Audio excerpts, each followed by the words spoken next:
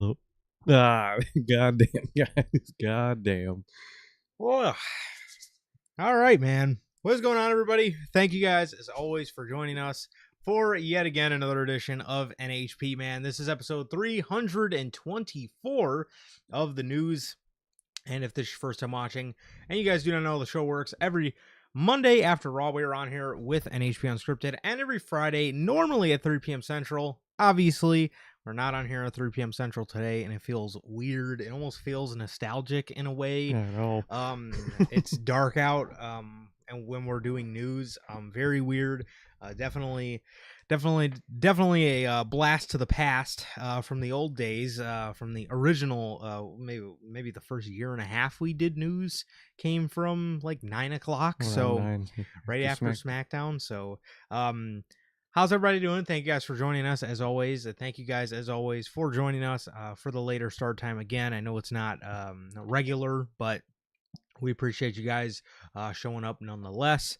And with that, if this is your first time watching, also for the pay-per-views, we are live directly after the pay-per-views for both WWE and AEW. Speaking of which, we will be live tomorrow afternoon for Night of Champions. The show airs at around 12, so I'm hoping to be on by 3 or 3:30.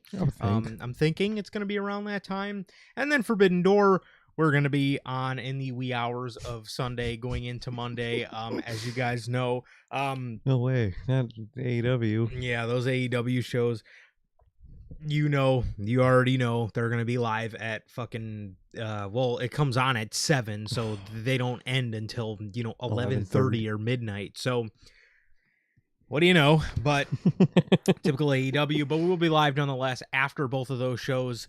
So you guys do get us for a 4-day this week. So, and then obviously we'll be live right back at it on Monday for Unscripted, man. So we're super excited for another 4-day stretch with you guys. And if you guys did miss this past Monday's edition of Unscripted, that's available for you guys on all platforms: Spotify, Apple Podcasts, and if you want to see it first, join us right here live on YouTube every Monday after Raw.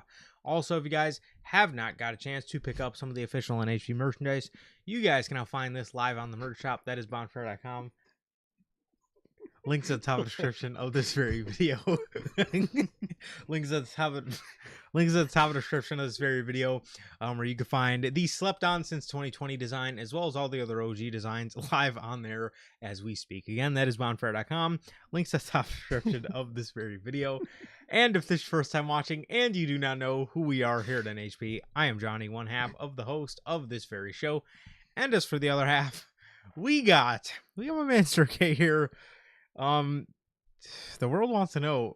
Oh, what are you laughing about? I don't think I could say, unfortunately, on the podcast, but it's hilarious nonetheless, man. Very hilarious nonetheless. But here with you guys, happy. It's different. Haven't had a Friday like this in years. It's been wild. It was just weird, kind of just chilling out all day, especially like our normal times from like around 12 and around 3. I'm like, damn, like this feels weird, but it's good.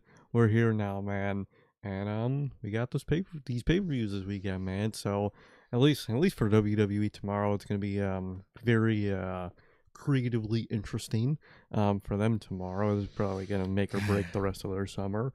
And for Forbidden Door, it's Forbidden Door. I trust they're gonna make the right Owen decision, and I think the show will overall be pretty solid, man. So good weekend ahead of us, man, and just good weekend ahead of us, man. GTA 6 pre-orders dropped on Thursday. Well, kind of Wednesday at midnight, but Thursday, man. And your boy picked up the $100 version, man. I'm sheep. I'm cattle. I'm a moron. They think less of me or whatever Twitter says, man. I paid for the $100 version. Been waiting this game since 6th grade. And I'm pumped, dude. I'm pumped, man. But I'm doing good. Like Durante always asks, how's life? How's the family? Life's good. Family's good. How is everybody doing in the live chat? How are you doing watching the replay? Where are you, bro? How are you doing?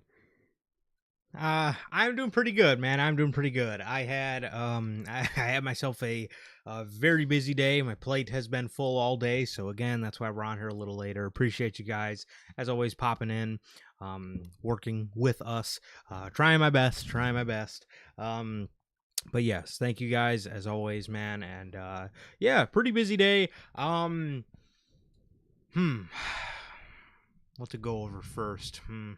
Well, first off, as Durante always asks, I'm good. Family's good. What about you, Durante, Logan, Bell, Gotti, Jumpin' Jeff? And we got my guy Flex in the chat, bro. He asked a very, very great question. And the question he asks is, I think the question we're all wondering, and I think this is a question that's going to be asked specifically Sunday night after the main event. And the question he's asking, how you know? How you know? How you know, man? That's it. Come on, bro. We Stop fucking with Andrade, dude. That's the goal right there, man. Stop fucking with Andrade, bro. Man's got a better catchphrase than any of the Uso catchphrases, man. Exactly. So, how you know? And any of the Uso theme songs. Unfortunately, at this point, yeah. These songs are so garbage, man. Oh, man. I really grown to hate Jay's with all the yeeting. I hate all these new Uso variants. It's horrible, man. It's all horrible. I like Jimmy's. Yeah, Jimmy's is good. Jay's was annoying. And then they gave the Usos new theme songs. And I was like, okay, this one I'll take It's Just Me, Us. Even though...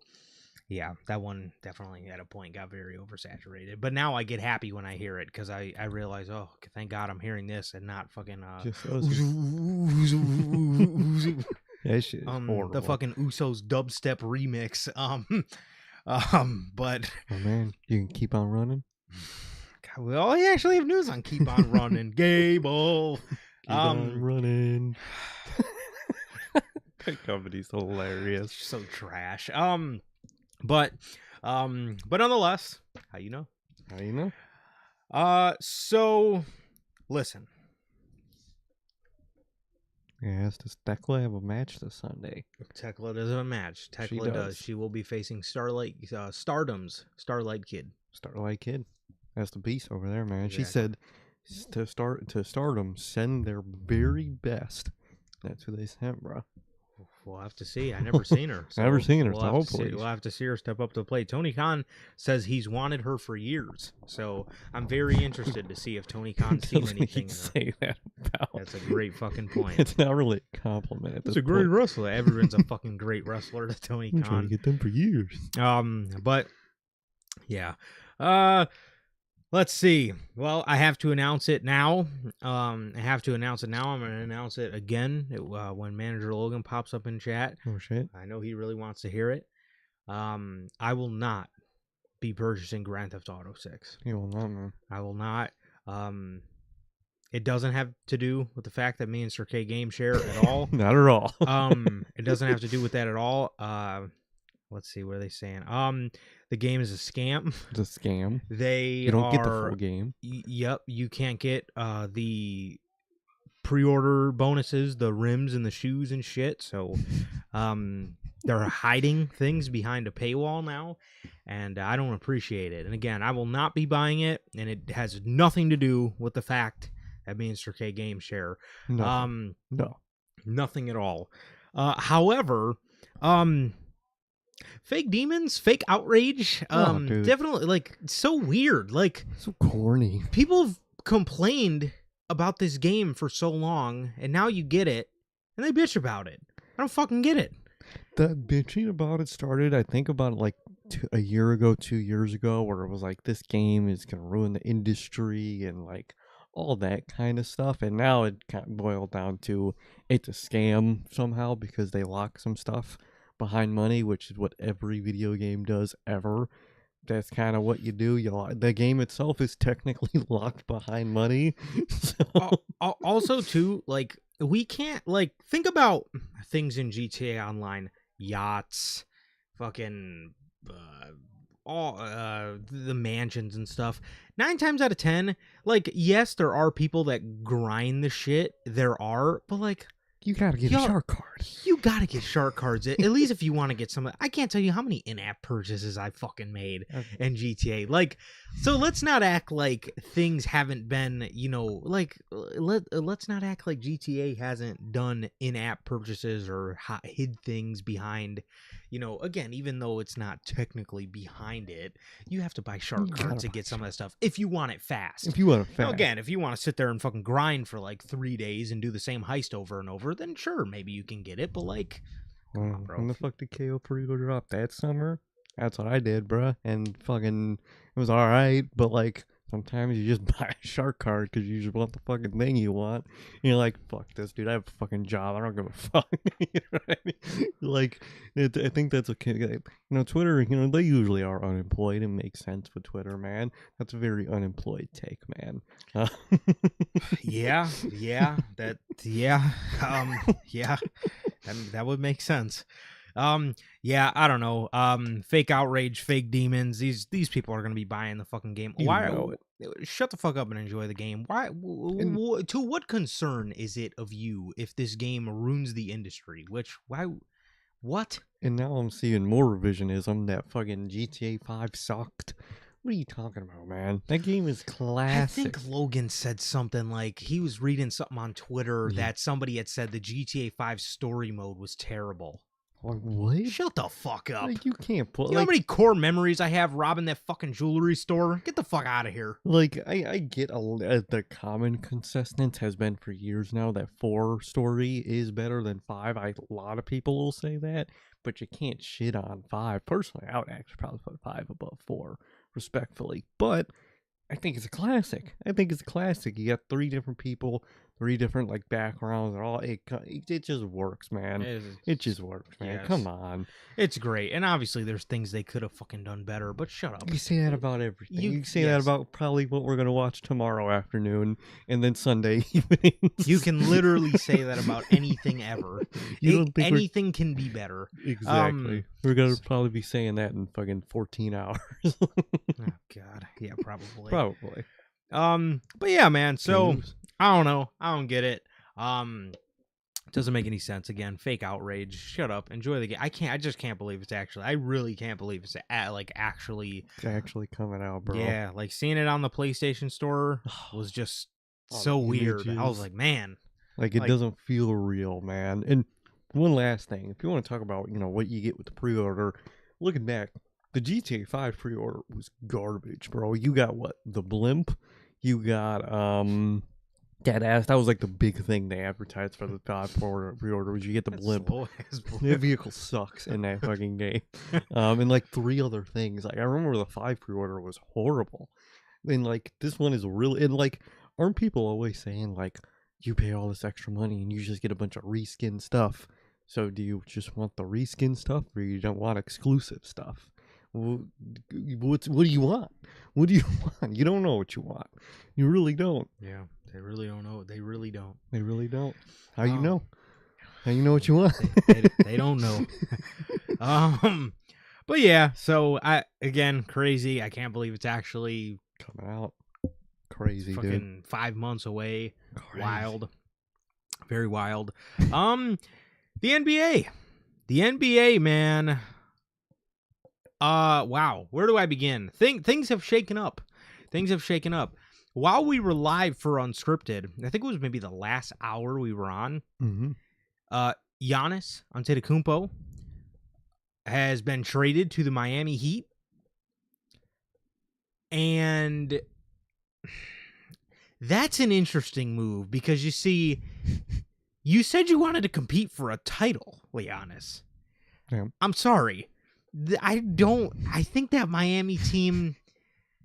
They're a bunch of fake teams. I don't want to say they're pretenders. I mean, we got to see how the season goes. I mean, but like, they have this. They traded away Tyler Hero and they traded away Jaime Vasquez to the Bucks, and I think a bunch of picks for Giannis and Bobby Portis.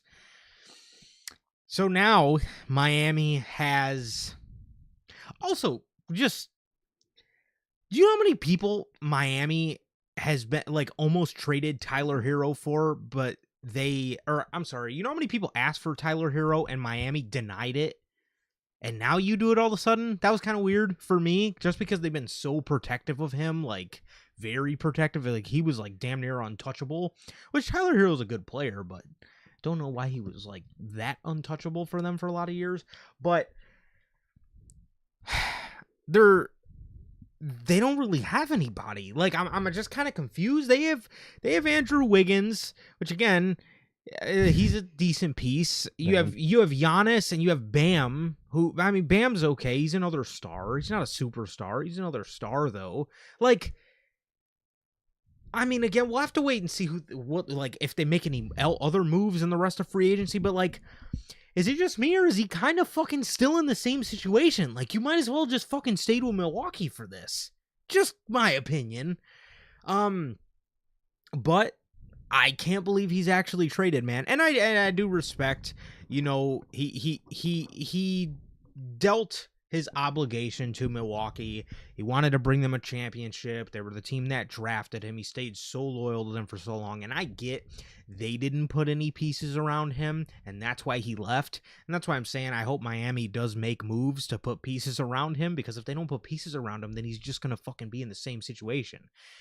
Except, I mean, he has Bam as opposed to Milwaukee, where he really fucking had nobody. But, like, I don't know how far I see that team going. Maybe second round, maybe a conference final. But I don't know. I just can't envision them taking apart teams like the Knicks. I can't. But we'll see. We'll see how it goes. And then, what was it, Wednesday morning, we woke up to the news that LaMelo Ball was traded to Minnesota for Naz Reid and a bunch of draft picks. That one kind of shocked me. As well, but I also kind of understood it. So,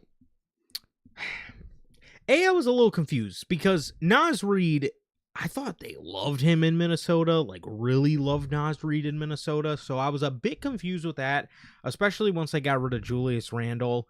I thought, okay, Naz Reid's probably going to be their new starting power forward now. And they get rid of Naz Reid and they bring in LaMelo Ball. Very risky. If he cannot stay healthy, then you basically just gave Naz Reid away for nothing. If he can't stay healthy, I'm interested to see how those two work together. I know Ant was concerned about being double teamed and stuff, so you add another shot creator, you add another scorer to kind of take over that. So that makes sense. It just all is a matter on if he can stay healthy. I think they will work good together if Melo can stay healthy.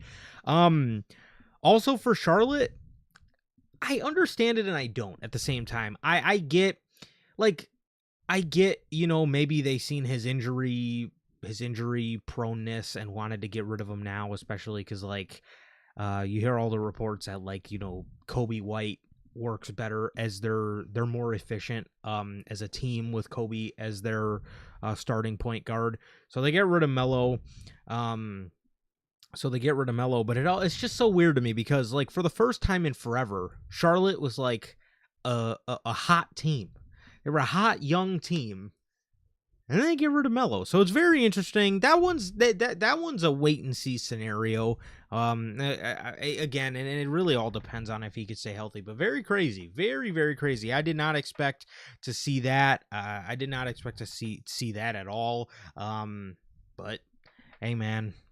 Free agency's treating us good so far, man. So I gotta say, this guy, he's not in the loop. He's not in the loop at all. Well, he's a Rockets fan. Oh wow, damn. Yeah, I knew that to him. Yeah. They get anybody yet? No, nothing but nothing but Twitter drama and a bunch of fake demons. So, damn. All right, that whole team fake demons. Whole franchise. Yeah, bro. You gotta get the KD files together, bro. KD files. He's cursing out the team on a burner account, bro. You gotta handle this. You gotta handle this, bro. Or else your guys are gonna be pretenders for another year. Damn. Come on, bro. But yeah, man. Those are the two big moves. Those are the two big moves that have been going on. But yeah, excited to see where everything goes. Ant and Mello can be very good. I was just saying, man. They do have the potential to be very good, man. We just gotta hope Mello stays healthy. That's it, and then they can be very good. But if not, then damn, because you just gave away Nas Reed, bro. Bro, what about your guy KD, bro? What about Şengün? Damn. Come on, bro. That's crazy. Amin Thompson's also, he's got to make the offensive leap, bro. He's got to have the Kawhi offensive leap. He's a very good defender. Good defender. But for now, team's looking like a bunch of pretenders, bro. God, it's because of you, actually. You got to get the KD files together, bro. Got to get the files. Yep. You got to get to the bottom of this. You got to use your burner to contact KD's burner. There you go. Said they won't ring, but they got the aura and the highlight reel or the bloodline. They don't have any aura. There's no aura. You got aura and a highlight reel. Is that how there's no aura, bro? They reheating fake nachos too. Is that what they're doing? Actually, you know what? Last season I felt so bad because the Houston Rockets chemistry was so fucking bad. Oh. Fucking Şengün, bro. I'll never forget this clip, dude. He gets everybody's seen the clip, bro. He gets this game-winning block and like his lips busted open. It was a truly badass moment, bro. He gets a game-winning block and he's walking back to the bench. Nobody's hyping him up. He's just fucking sitting there. He's sitting there, bro. And dude, the fucking chemistry on the team's so bad, bro. But it was terrible. I felt so bad for Şengün, bro, but unfortunately. Like if that shit comes out where one teammate is talking shit about all these other teammates, you got to rebuild the whole team at that point, right? Or you got to kick him out, do something, get his boys out, get new people. You got to fix the problem. You can't let it Tony Khan because now they're 2022 AEW in that franchise. It's just a bunch of button heads. Yeah, I'm sorry, Gotti. I thought you were saying the Rockets had aura. Yes, the Timberwolves highlight reel is gonna be very crazy. Oh, okay. Yeah, they're the bloodline. You got the offensive wizard Rudy Gobert, right? And you got Melo and Ant. You know what I mean too. So it's crazy work. You know my boy Rudy Gobert is gonna be hitting some step back threes, bro. Okay. Come on, bro. You got to get your guys back. You got to get your guys back in the loop, bro. You got to make them start gelling again. You got to get a whole new team at that point. Nah, because why they do Şengün like that, bro? How you going to get a game-winning block, lip busted open, nobody gives a fuck, and he's just sitting there all sad, bro? I have to show you the clip, bro. Dude, it's so sad. I felt so terrible for him. Nobody should treat their teammate like that, bro. It's crazy. Wild, dude. Why they do my guy Şengün like that, bro? He's a fake demon, but he had a real demon moment right there, and nobody cared. Bro had one good spot. Come on, bro. No, I don't know, man. I don't know. All right, now we got to get on to wrestling news, unfortunately, man. But yes, the NBA offseason is going very good, man. I'm interested to see where Kawhi goes, bro. I've been hearing that. I don't know if this is just a play to get the Clippers to give them more money. I've been hearing people say that the Spurs or the Raptors, Kawhi might be interested in going back to one of the two of his old teams. If you go back to the Raptors, you probably should have never left in 2019 because they would have been nasty because that team was already nasty and that team was deep. And Kawhi very well could have broken up a dynasty for no reason. But the Spurs could be good if he stays healthy. As long as he's not, walking around in his fucking street clothes half the time, then. Oh. Come on, bro. Damn. I guess he learned English and fucked it all up. He said something bad. I guess he must have. They were like, damn, this dude's actually kind of a dick. I wish I didn't know what he was talking about. Poor Şengün, bro. Why they gotta do him like that, bro? There's one badass moment in the league, bro. Nobody cares. No, it's sold. Come on, dog. That's actually kind of great. It's terrible. All right, man. We're going to start you guys off with AEW. here today. And then we're going to go over to WWE news, and then we're going to predict Night of Champions, and then we're going to end you guys off with Forbidden Door. Starting off with AEW. According to the Observer, Jack Perry, as of yesterday morning, still has not re-signed with AEW.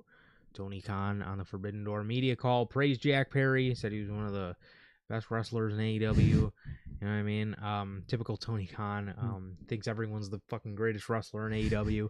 But Jack Perry still has not re-signed, and obviously we brought it to you guys, I want to say it was last week or 2 weeks ago, that his contract was up very, very soon. I think Dave said that it could be up at any moment. Thanks, Dave. So, yeah, thanks, man. But Jack Perry is still not re-signed. Very, very strange. Very strange. Again, like I was saying a couple weeks ago, it's very strange for Tony Khan to even let it run out this long, man. He did state they were actively negotiating, though. Honestly, I don't see Jack Perry going anywhere. I think he's one of those guys that's got it made in AEW. He's friends with the Bucks. He went through a rough patch in AEW, but for the most part, he's very loved in AEW. So I don't think he's I don't think Jack's going anywhere. But it is weird for it to even stretch out this long. It's very interesting that it's stretched out this long. Maybe it's going to be like a different type of contract. Maybe it's going to be one of those multi-company contracts. Maybe he's like going to also do some stuff in like New Japan or CMLL or something like the dual. That's what they're called, the dual contracts. Maybe he's going to do one of them, or maybe they're just negotiating like schedule or price, something, I'm sure. I do predict that he's going to re-sign and he's going to stay with AEW. I think where, if he goes to WWE, he's going to get paid less. He's probably going to have to go to NXT first, or he's going to, probably be on SmackDown in development hell. So I really don't think WWE would be the move for him, and all the stuff he likes to do outside the ring, all the blacksmithing he does, and turning the buses and redoing the buses he buys, all that kind of stuff he really wouldn't be able to do with the time frame in WWE, man. So I think it's pretty obvious, for me at least, that he's going to stay in AEW. Yeah. Also, there's like obviously like the Punk stuff, the like recent stuff where people were saying that Punk didn't burn the bridge, and then Jack Perry had to go and put out a picture on his story of a burnt bridge, and it's just like, again, so it's like, does going to WWE kind of reopen those wounds? And it's like, again, it's kind of best to just just stay away from all that stuff until like people are actually ready to like get it together and work together. Until then, it's best to just leave that all alone. But again, in AEW, I do think he's very liked in the company, and I think he's happy where he is, and I guess he still could blacksmith, and he would just have to do it in Orlando, Florida, instead of Jacksonville, Florida, or wherever he resides. But I don't think they would give him the freedom to do all the stuff he does with like the buses and all that stuff, and like Sir K was saying, I don't think they would give him the freedom for all that kind of stuff. So Jack Perry's still not re-signed, but again, I don't know if he's trying to like leverage for more money, but I'm calling him a fake demon. He's just gonna resign. I'm calling his bluff. I don't think he's leaving. Speaking of guys that I wish would fucking leave already, Private Party. According to Fightful, listen to this. Oh, God. Both members of Private Party, Right. Isaiah Cassidy and Mark Quinn, Right. or as Tony Schiavone says, Zay and Quay, suffered the same injury in the same match against the Death Riders on March 28th. And there is currently still no timetable for their return. Damn. Okay. How many injuries is that? Yeah, we're talking about fucking LaMelo Ball and fucking who else were we talking about staying fucking healthy? Somebody, we're talking about LaMelo Ball staying healthy. And fucking Kawhi staying healthy. Can these fucking guys stay healthy? Apparently not, man. How do you get the same injury on two separate guys on a tag in a tag team? The same injury in the same match. What kind of What were you freak doing? accident is that? Like, what? Did y'all both get taught to fucking land wrong? What happened? Damn. These guys got hurt in March. It's been 3 months, and there's still no timetable for their return. Again, it's just, this is one of the most terrible things to kind of witness in AEW, man. How many guys and girls have we seen their careers just wither away off of fucking injuries and no timetables, and it's just like it's so sad, man. And especially in Private Party's case, I wish we could just get these guys in NXT. I feel like they'd be doing at least a little. I know they'd be doing a lot better at least, and that says a lot in WWE because they don't do fuck all with their tag teams. And I even think they would be doing better in WWE than AEW. AEW just clearly doesn't value them. They would have to go to WWE, make a big name for themselves, and then come back to AEW. And I think Tony Khan would finally kind of get the gist. But, you know, it's just sad to see, man. These guys who, again, can we even call them a young tag team anymore? These guys have been in AEW for fucking 7 years now. You know what I mean? And they're 7 years older when they were than when we got them in the company. You know, and they were a young tag team. So, you know, at what point do you just call it a waste of a young tag team? And they're not a young tag team anymore. Exactly, man. It's so many factors with Private Party, man. It's AEW not knowing what to do with them. It's them always kind of being injured, man. They're kind of a Wardlow of you know, just one of those cases in AEW where they're constantly hurt. They're constantly looking to come back, and they come back and they don't really do nothing. Then they get hurt again, man. So it's just a really unfortunate case. WWE might be better. They might be an easier type of style for them to wrestle, and that might be the best way to go, man. But who knows? We don't have a timetable. We don't know how extended their contract's going to be, because I think they just re-signed like last year or something, I think. So who knows, man? They're probably going to spend the next fucking decade fucking between injuries and whatnot in AEW, and who knows where your career goes after that. Yeah, no, for sure. That's the news on Private Party. And they, again, like I said, still have no timetable for their return.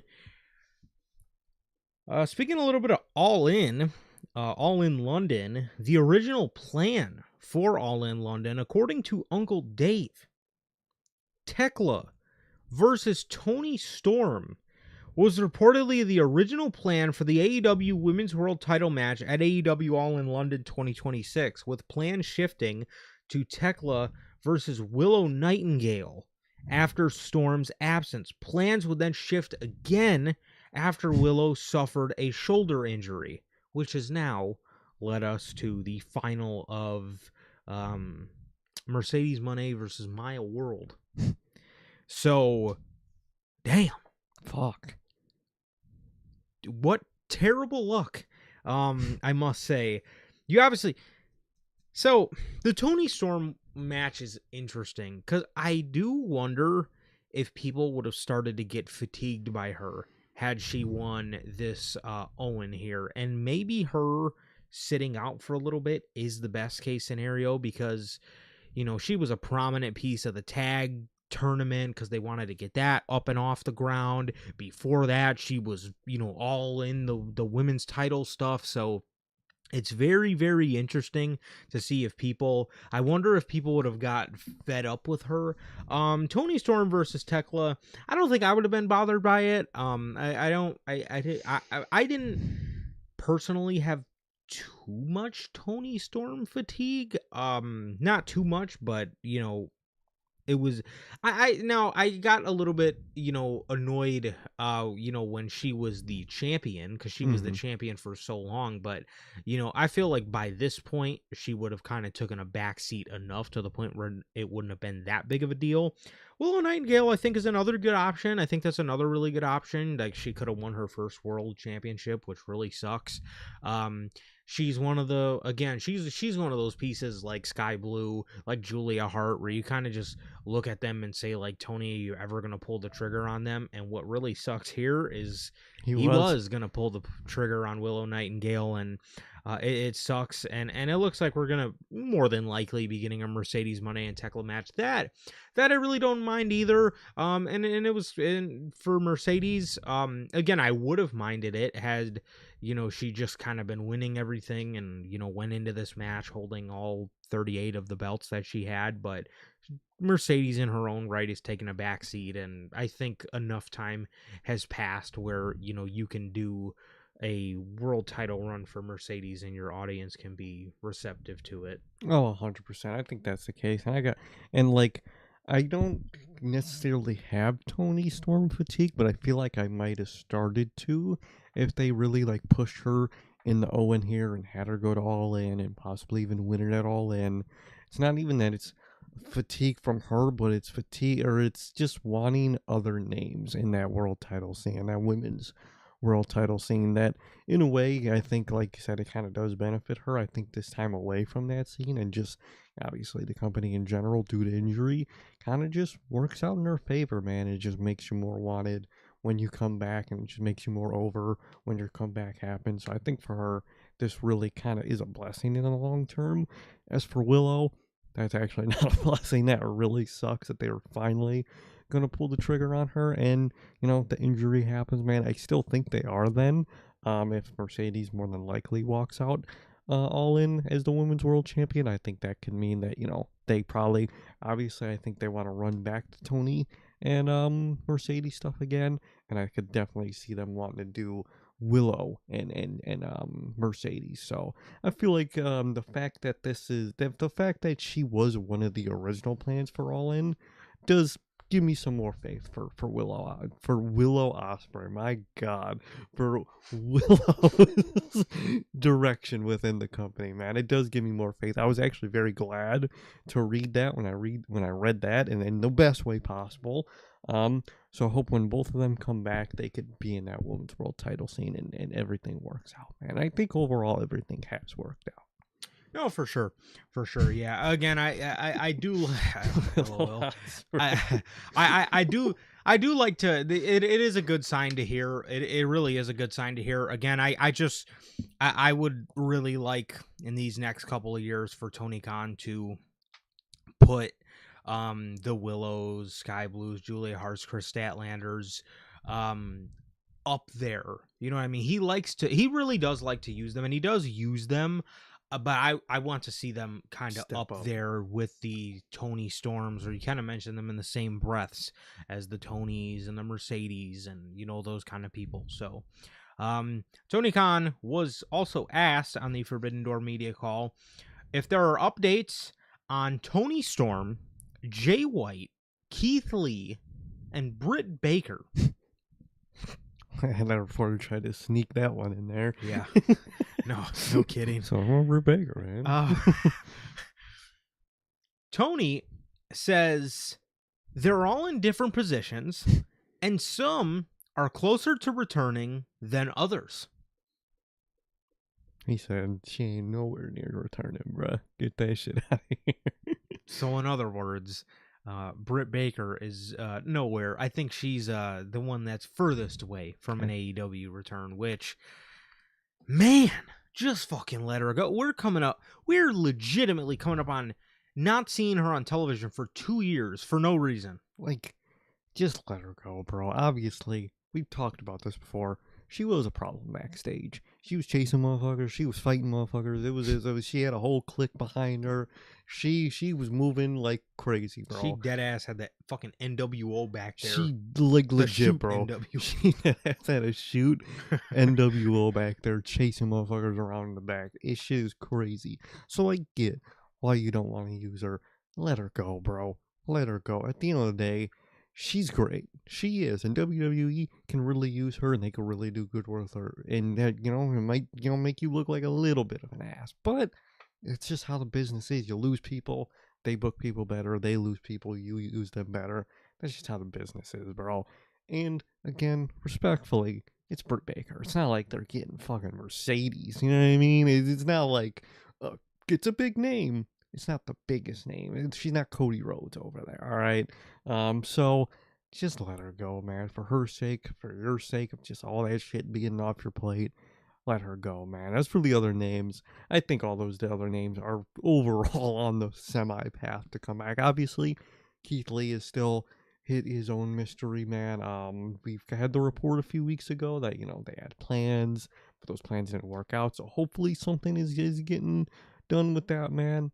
As for the two most likely, I think it's very obvious. It's Jay White and Tony Storm. It's just a matter of health for those two, and maybe also creative for Jay. Probably Tony, I'm sure, wants to wait till like the most opportune moment to slide him back in, because I feel like when Jay comes back, he will be in the general world title scene. I feel like he will, so obviously he's got to wait till there's a decent opening in there, which I feel like might be coming up, man. I could see maybe into All In, maybe after All In, I could see him coming back, man, which is very good. I mean, Jay White versus Will Ospreay, sign me the fuck up, personally, man. Sign me the fuck up. As for Tony Storm, we just talked about, she was gonna be the fucking women's world champ coming out All In anyway. So I have no bad faith about her coming back. Yeah, I think Jay White's situation to me is just a bit ridiculous. He was supposed to be out a couple months. Then we heard a year. Fuck. Now we're going on over a year. We're going on almost a year and a half. I mean, this is a little bit ridiculous to me. But like you said, I actually do have faith that Tony Khan is just waiting for a good moment where he can slot him in and like present him as a top guy. I don't think, at least I hope I'm wrong. I don't think Jay White's going to be one of those guys that Tony Khan's just going to randomly slot back on a fucking random Saturday Collision. And oh my God, Jay White's finally back. I feel like he's going to save that for a big enough moment. At least I hope. Now, again, I just hope that after that happens, he's going to be actually used properly and in that main event scene, and not still hanging around with the Guns and Juice Robinson as like, I mean, he could still hang around them, but be the main eventer. Yes, exactly. Keith Lee. Is one of the Guns still injured?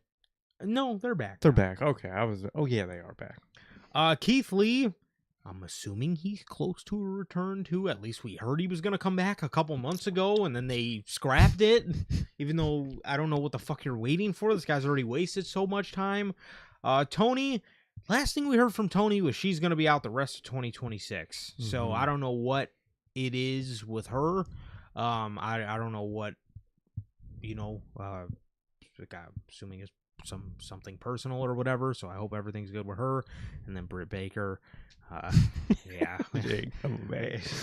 She was Hulk Hogan it up in that company, man. She ain't coming back. Yeah, she ain't coming back. You might as well just have her posted up outside the Performance Center already, because I don't think that's gonna happen at all. And that's everything for the AEW stories, man. So that's what Tony Khan had to say about the returns that everybody has been anticipating. So hopefully we see all these people back, except for Britt Baker. I think we all know that ain't happening. But yeah, so that is everything for the AEW stories, man. And now moving on to the WWE stuff here. But before we get to that, we do have a word from our sponsor here at NHP. We got a word from none other than W Energy, man. W is an energy drink loaded with vitamins and nootropics, formulated to improve focus without getting the jitters. W is a clean formula, sugar-free, 0-calorie, free from fillers and artificial colorings, with 150 milligrams of caffeine per serving. You can get your W products today with the link below and code NHP at checkout to save yourselves 10% on your next W purchase. Truly always gotta shout out W. Whether workout, whatever you may need the energy for, man. Tomorrow it's an early show, and Sunday it's AEW. It's gonna be a late show, and you know the drill. It's always gonna be like that for these companies, man. So if you guys want the energy, you want the focus, W's got you. It'll give you all that. You'll have the focus, the energy. You won't have the jitters, and it'll taste good all at the same time. Truly always gotta shout out W. Yes, sir. Yes, sir. As always, thank you, and shout out to the wonderful people over at W, the official sponsor of what we do. here at NHP. That's what we do. Hey, how you know? Brother. TNA, man. Oh, Man. TNA. TNA. Yeah. It's my company, man. Right? Don't you know I love TNA. Yeah, you do. Big TNA guy. I love talking about TNA. You'd be very delighted to hear this, man. Oh, According to I'm Uncle excited. Dave, TNA has, and I quote, lost a lot of money, and Anthem is looking to make their money back. Well, how do they plan to do that, you may ask? I think we all know where this is headed. Pray. TNA's lost a lot of money. And I guess the Aspers, they want a way to sell it and make their money back. That's basically it. WWE can get it anytime they want it. Oh, no. I think that sentence perfectly encapsulates The whole problem with the company. that perfectly encapsulates what's wrong with the fucking relationship between TNA and WWE. We're using sentences like WWE can get it anytime they want it. Yeah, they can. That's the problem here. And I don't know WWE. They usually don't want to spend a lot of money to buy companies. They can get TNA. I don't expect them to pay big money to get TNA. I'm not sure exactly the way that contract works. I don't know if they could sell to someone other than WWE. WWE certainly would have the right of first refusal on a deal. So there's a lot of interesting things going on here. Did you see the rumored? And obviously, it's not true. Or not. It's not confirmed. Did you see the rumored price? Mm-mm. The rumored price that they apparently that Tony Khan rejected because he threw in a bid and saw the price is $40 million. That is the rumored price of they're trying to sell. Which, like, if their goal is to make a profit from buying I wouldn't be shocked at a number around that. Yes, but and again, I could see it being so egregious because, like it says here, TNA's lost a lot of money and they want to sell it and make their money back. And I feel like that's the problem they're going to run into. So Tony Khan was going to buy TNA.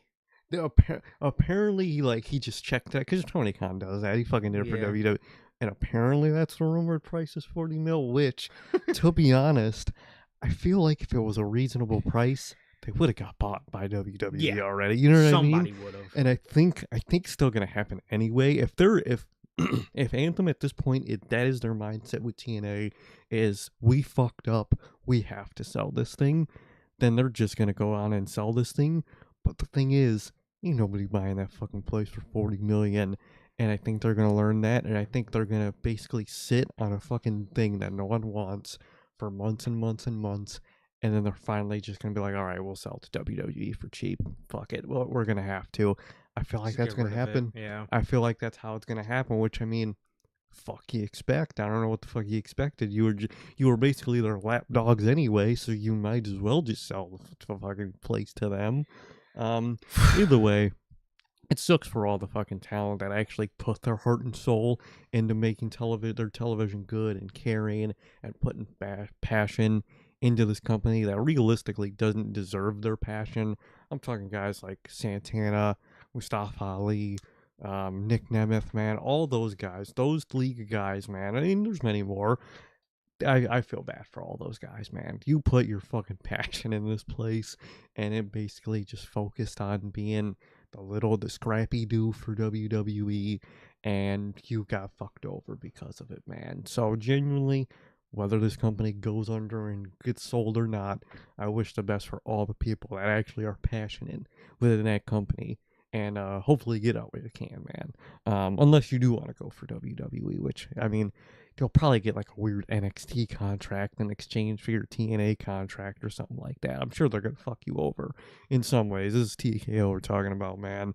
But if that's their goal, I think they are going to end up selling it in probably a few months to WWE. And I think they're going to try to keep that big number, whatever. If that 40 mil is real, if it's around that, whatever, I think they're going to keep trying that until they're going to realize we just have to give up and fucking sell this place for cheap. And, That'll be a funny day, man. That'll be a funny episode of news for you guys. It's gonna be hilarious. So I'm doing some research here. TNA apparently thinks Oh my god, TNA is worth $5 million. Sorry. Why you gotta laugh? I'm sorry. Why you bro. gotta laugh at them, bro? I'm thinking about. Come like on, bro. a They're scale. just trying to make some money. Rockstar probably spent more on like 15 vehicles for GTA 6 than fucking what, you know what I mean? That's probably like 2.5 missions in GTA 6. Not even. Come on, bro. Like, come on, bro. They ain't even So- fucking finding Chop, bro. Oh, this is terrible. Oh, okay. TNA is worth $5 million. Tony Khan bought Ring of Honor for $4 million. Oh, that's a steep price for fucking the state Ring of Honor was in. Tape library, though. That's probably what that's the brings him real over the reason top. he. Yes. Yeah, Yeah, because especially at the time, it was pretty much a dead brand. it was. But I think that It was the even. library. I think that was even what was said was the reason it was so much is The because tapes, of the yeah. tape library. TNA TNA is quietly trying to shop around between $40 to $50 million. They're calling the $40 to $50 million figure an undervalue. Undervalue. Ooh, I got another fucking point to fucking compare this to, but I'll let you continue for now. Undervalue. That's an overvalue. Do you again? I absolutely think that Anthem got themselves into a hole. This is why they got rid of Scott D'Amore, because they were already in a hole, and Scott D'Amore wanted to push the boundaries. He wanted to say, let me do something with this brand. Let me try to, Spend money to maybe make money. Yes, maybe let's spend a little money so we can make more money. They weren't behind it. They wanted to be cheap, just like WWE's fucking parent company. And ultimately what ends up happening here is you are bestowed a brand that you don't give a fuck about, which, like Sir K was just saying, all the guys that work there, unfortunately, that put their heart and soul into that place, they don't deserve you. They don't care about your hard work. They don't care about your passion. Again, the Nick Nemeths, the Mike Santanas, the Mustafa Alis, those people, the Hardys, those people that went back there to actually, make Care it about something. They don't give a fuck. They don't give a fuck. All they care about is being little brother to WWE, and look at how cool we are because we work with WWE. And all you're worried about is making your money back. They don't give a fuck about the brand. They don't care about what it means to own TNA and have that be a brand that you own. They don't care. And it sucks. And it definitely sucks, man. So wow, that is actually fucking insane. Your company is worth $5 million and you're shopping it around for $50 million. And you honestly think WWE's going to pay that? Those cheap asses? You think they're going to pay that, bro? They don't even pay their own employees. They wouldn't pay the New Day. You think they're going to pay fucking TNA for $40 million? Come on, bro. Come on. And like, this is that ass when you go to like fucking Facebook Marketplace and you see some fucking old ass rusted out Camaro by some boomer getting sold for fucking 20K. Like, bro, this is not worth 20K. Why are you selling it for 20K? And they'll only sell it for fucking 20K. Ain't nobody buying that shit. It's gonna sit on the shelf forever and rot. And unless they finally give up and sell it for that fucking $5 million price, which even that I still wouldn't buy it for, there's a good 2.5. That shit is worth a fucking a Zentorno and fucking GTA Online. I'd trade one of those maybe.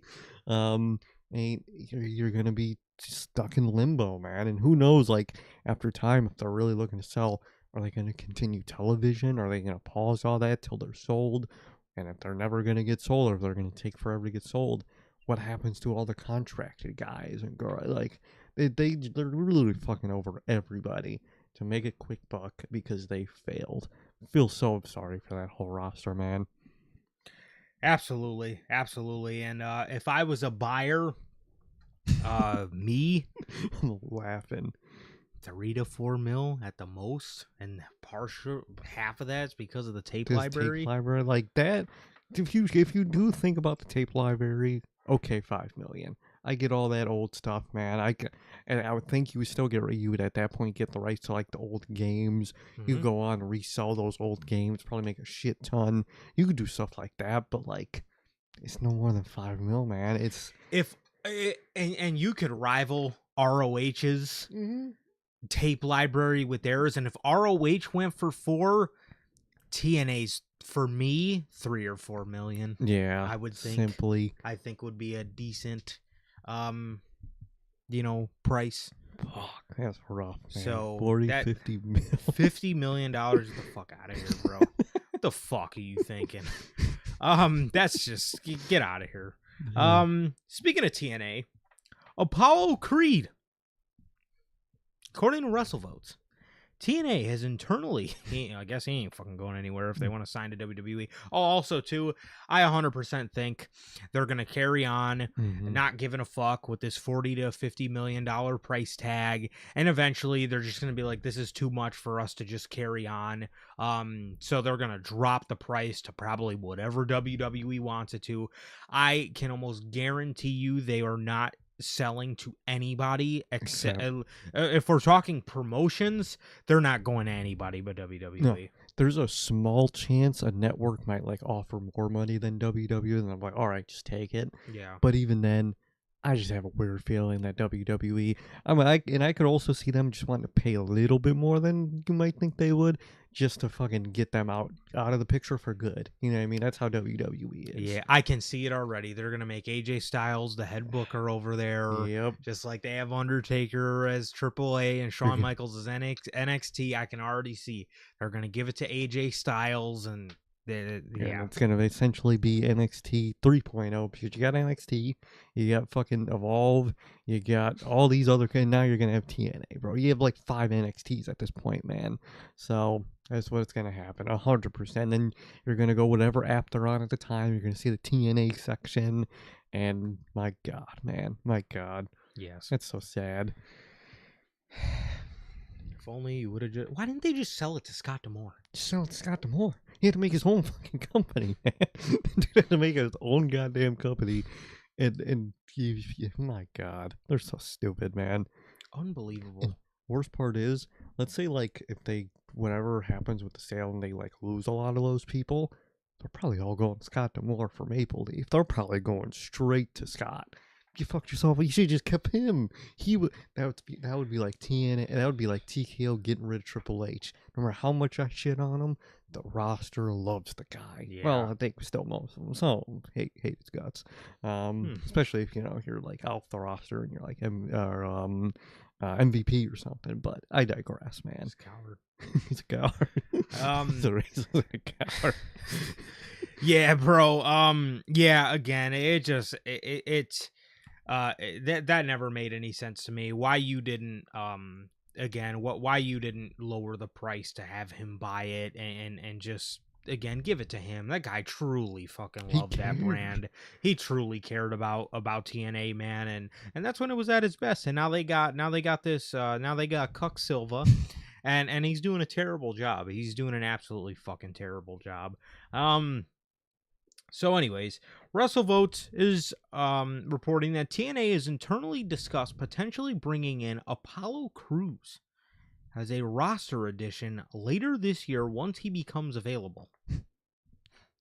So in other words, WWE didn't want you on the payroll, so you could pretty much still be on WWE's payroll. Just come here. They just didn't want to pay you. They just didn't want to directly pay you. Now they're going to have someone else pay you, but you're still going to work for WWE essentially, and you'll probably end up being back in the company and let go again, man. So I don't know if TNA is the place to go right now, man. So maybe they aren't going to get them, but they want them. We'll see how everything goes, man. Yeah. So we will see. We will see what happens to them, but. Yeah, that is the news on Apollo Crews possibly headed off to TNA, and as well as TNA looking for WWE to buy him. They're begging, please fucking buy us, please. Might as fucking well, bro. I'm sure they are. Might as well. Please. We've done so much for you. We're about to give you Santana, please. We gave you half our fucking roster. Just buy us already.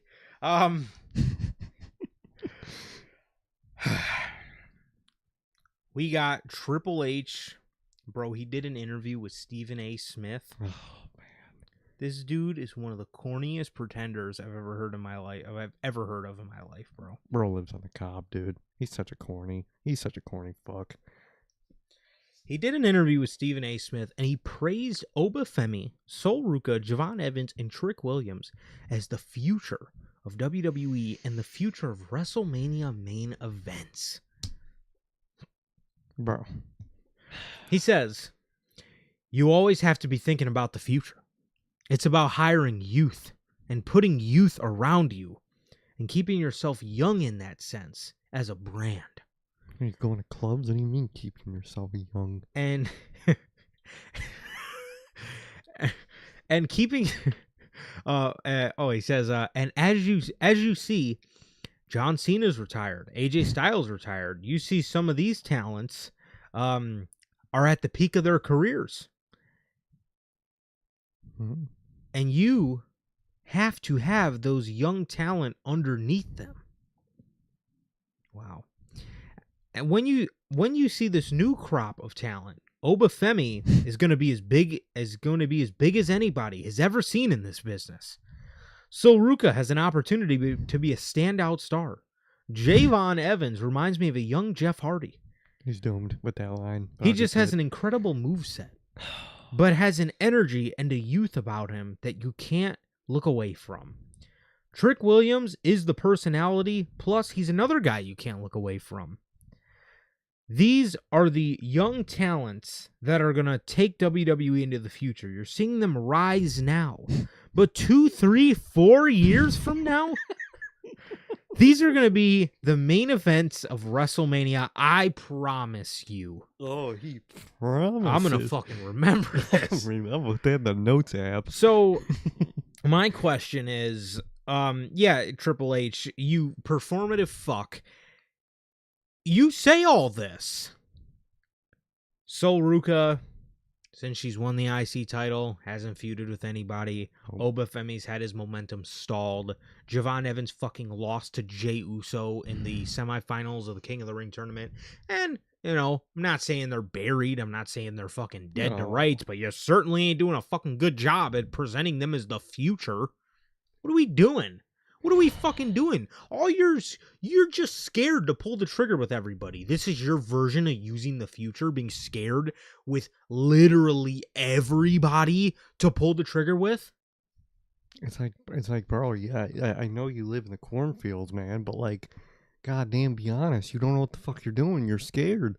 You're scary as hell. You don't want to pull the trigger with these people because you have, what did he say in there? You have, there's the people on the main event scene at the peak of their careers. Seth Rollins, right now, at the peak of his career. Hold off on that one, man. Roman Reigns. For as good as Roman is, that was a few years ago. It's not the peak of his career anymore. He peaked. Yes. He peaked already. Respect, and he's still like the best in the business, but he peaked already, man. You're bringing up John Cena and AJ Styles. AJ Styles peaked in like 2016. John Cena peaked in like fucking 2012. And for like past like 3 years, neither of these guys have like really been around. Yeah. Like, what are you talking about? They're at the peak of their career. Most of your main event scene is far from the peak of their careers, man. That's your whole main event. That's basically your fan base's main problem with your main event scene is they ain't at the peak of their careers no more. We got people that can start their peaks and start their journeys at their careers, man. My God, this fucking dude, man. And that, I swear to God, if tomorrow Jey Uso wins, that will be the funniest quote about Obafemi I will ever see in my life. Because you have all the power to make or break that shit. What you said, literally tomorrow afternoon, man. Tomorrow afternoon is your make or break, is if I trust you with Obafemi for the rest of your life, however long it might be. This is how I'm going to trust you with Obafemi at this point, man. No, 100%. It really is. And like, dude, that Javon Evans Hardy line, that's so scary to me, man, because that's obviously all they see him as. Oh, he does the big fun moves. Oh, the people love him. They pop for him. and that's all they're gonna be, man. He might get a world title at some point, but he's not what they don't see what he should be, which is your next David. You have your Goliath and Obafemi. You have your next David and fucking and Javon Evans right there. And the fact that they more see him as like the Jeff Hardy of the big spot Darby Allin type guy, that's unfortunate to me because I think he's so much bigger than that, dude. I really do, man. I think Trick has the most likely success out of all those guys, funny enough. That's terrible. Which is And great. I like Trick. Trick has grown on me, but what the fuck? But like on paper, he should not be the most likely to succeed out of all those names. Genuinely, like, come on, man. And I like him, and he's really good. But like, you have Obafemi, bro. I swear to God. Tomorrow, man. But Triple H, he's got to be a cornball. He's going to chop it up. He's going to act like he loves the future, and he's going to put all this. He's been through this process for years now, man. He said the same thing about literally everybody ever. Oh, this person's great. I can't wait to see them rise. And the future, and the future, and the future this. I love the future.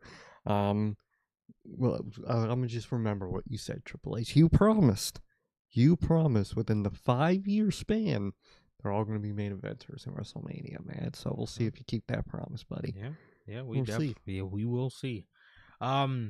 He talks more about ESPN. This is the same interview with Stephen A. He says WWE is on the top of everybody's mind because of ESPN. No, but all right. He says, one of the most frustrating things for me as a kid was when wrestling took place, no matter who it was, there was no place to hear people talk about it. When you were a kid, that was like the fucking 70s. What are you talking about? I'm sorry. Continue on. But like, dude, what? You fucking probably reading the newspaper. What do you mean? Fuck, when I was a kid.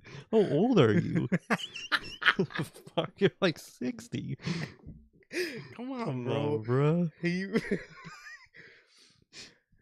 Well, he was a kid, and when he was a kid, there was no place to hear people talk about it. You know, they're probably talking about Vietnam at the time. I'm sorry, I had to get the last one in there. Yeah. How old is he? Hold on. He's like 56, bro. God damn.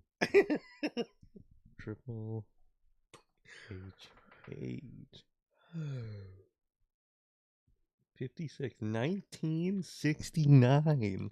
So he was like fucking kid in the 70s. Holy shit. So, oh, brother. He says you couldn't hear anyone talk about it. You couldn't even find out about what was going on. You couldn't have the conversation except with your friends. This conversation is everywhere now because of ESPN. We're on the top of everybody's mind. You see it with everything we're doing. You see it in Danhausen across the NBA with the Knicks in the biggest way possible. You see us connecting with not only the fans, but the superstars of those sports as well. So that opportunity for us that Jimmy Pitaro and Burke Magnus have created sound like Performance Center names. So it sounds like the fucking Performance Center of fucking the Outrunners. They've pushed us to another level in the common everyday conversation that we can't get anywhere else, and to me is worth its weight in gold. And it's awesome. Corny fuck. Oh, okay, brother. Time the fuck out. No fucking body cares about the New York Knicks. And people care about the Knicks. People don't care about this infatuation that WWE fucking has their fingerprints all over this Knicks chip. Shut up. Do you fucking if you were in touch with the real history of the fucking sport here, you would shut the hell up and you would understand and let the fucking fans have their moment. There is no fan base. You've been hearing this. We've heard this ever since the Knicks have won the championship. No fan base deserves the chip more than the fucking New York Knicks fan base, bro. Drought is the perfect word. Brother. Shut up. This has nothing to do. Danhausen has nothing to do with real ass sports. Triple H, you fucking cornball. No, stop. You don't have any fingerprints on sports culture. Maybe now today I could say like wrestling is more of a imprint on like pop culture. Yeah. It's gotten more popular. You guys are like sports culture? Fuck no. No. If they really impacted, what's up, Jeff? How you doing, man? If they found their way in any culture, I would say it'd be like rap culture, because a lot of rappers grew up watching, you know, Attitude Era, Ruthless Aggression, and like that 05 to like 2010s era. That's really the only reason that wrestling gets mentioned outside of wrestling nowadays, is that's really it. Because like all these type of people you mentioned that show up, you pay them, you advertise them to show up to the show. They're not paying these tickets. You're being like, hey, come sit in the seat, we're gonna put the camera on you. That's not them genuinely showing. If you're talking about West Side Gun and shit, yeah, I was just gonna mention like, him. but you kind of fucking ran him off because you're fucking assholes. At the end of the day, bro, he mentions, you know, wrestling used to be a thing where you just talked about with your buddies. That's what it is. That's what it always was.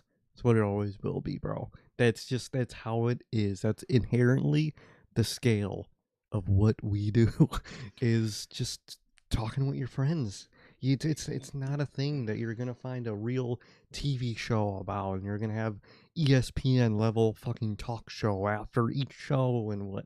You're not that big, and you're never gonna be that big. Stop trying to. I'm sorry.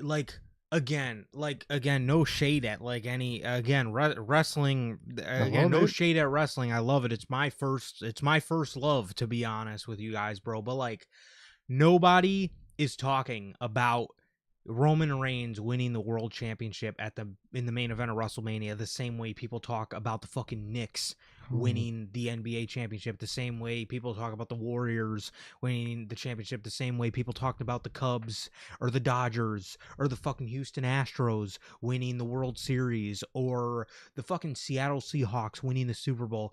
You're never gonna be at the top of everybody's conversation the same way a World Series, the same way a FIFA World Cup, the same way an NBA Finals, the same way a Super Bowl is on the tip of everybody's tongue. That's not it. It's like, again, and like, you know, you only talk about it with your buddies. Yeah. Like, what's wrong with that? What is wrong with that? To be honest, like, that's like Sir K just said, that's part of what we do, right? That's what he fucking says all the time. That's what we do. That's kind of like a part of it. Again, it's almost like, you know, like, again, it's just one of those niche things that people like. It's like, it's again, I like to kind of compare it to like anime. A lot. You know what I mean? Like, you can't go up to anybody in fucking public and see, you know, just casually start talking about the details of it. Yeah, just casually fucking start talking about anime. It's like you find people that like anime, talk about anime with them. The same way you find people that like wrestling, talk wrestling with them. It's like, I often like to kind of compare those two, because they're both considered like nerdy things that people like, and you have your friends that like them too, and there is big market for it. Yeah, but it's not as big as you think. It's not, man. It's big, but like, it's not this fucking massive thing that they think it is. The same way a fucking New York Knicks championship is. And shut up with the Danhausen. You genuinely quoted this. Like, you quoted yourself saying this. You see it in Danhausen across the NBA with the Knicks in the biggest way possible.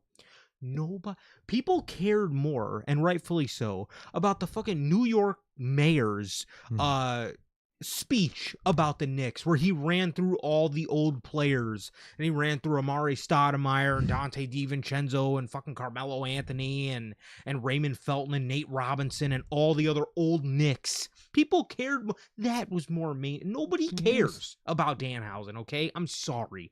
Nobody fucking cares, bro. Let it go. Please, just let it go, man. You guys aren't that big. ESPN isn't making you NFL level, NBA level. You're never going to be that level. Embrace what you are, man. Just please do that. I don't understand, bro. I don't get it. And we got one more quote from Triple H before we move on to his adopted son. Stephen A. Smith. In the interview with Stephen A. Smith. Triple H says he feels people sometimes take WWE too seriously. And they forget that it's fun. Really? You know, you kind of make me forget it's fun a lot of the time, Yeah. Triple H. You're kind of the main reason it's not fun. It is this guy. Imagine how much backlash that fucking Kevin Feige, head of Marvel, would say if a movie tanked and he was like, it's because you guys don't have fucking fun, man. You guys don't know. Dude. They would eat him alive, bro. They would eat him alive. They would protest the next movie, bro. You can't, like, Triple H is lucky that wrestling is such a niche of a niche, and you have kind of fans that are somewhat pro wrestling fans for life, even if it's on and off, man. But, like, brother, what are you doing here, man? They just don't have fun, man. They just don't know how to have fun. I wish I could have fun. I want to have fun.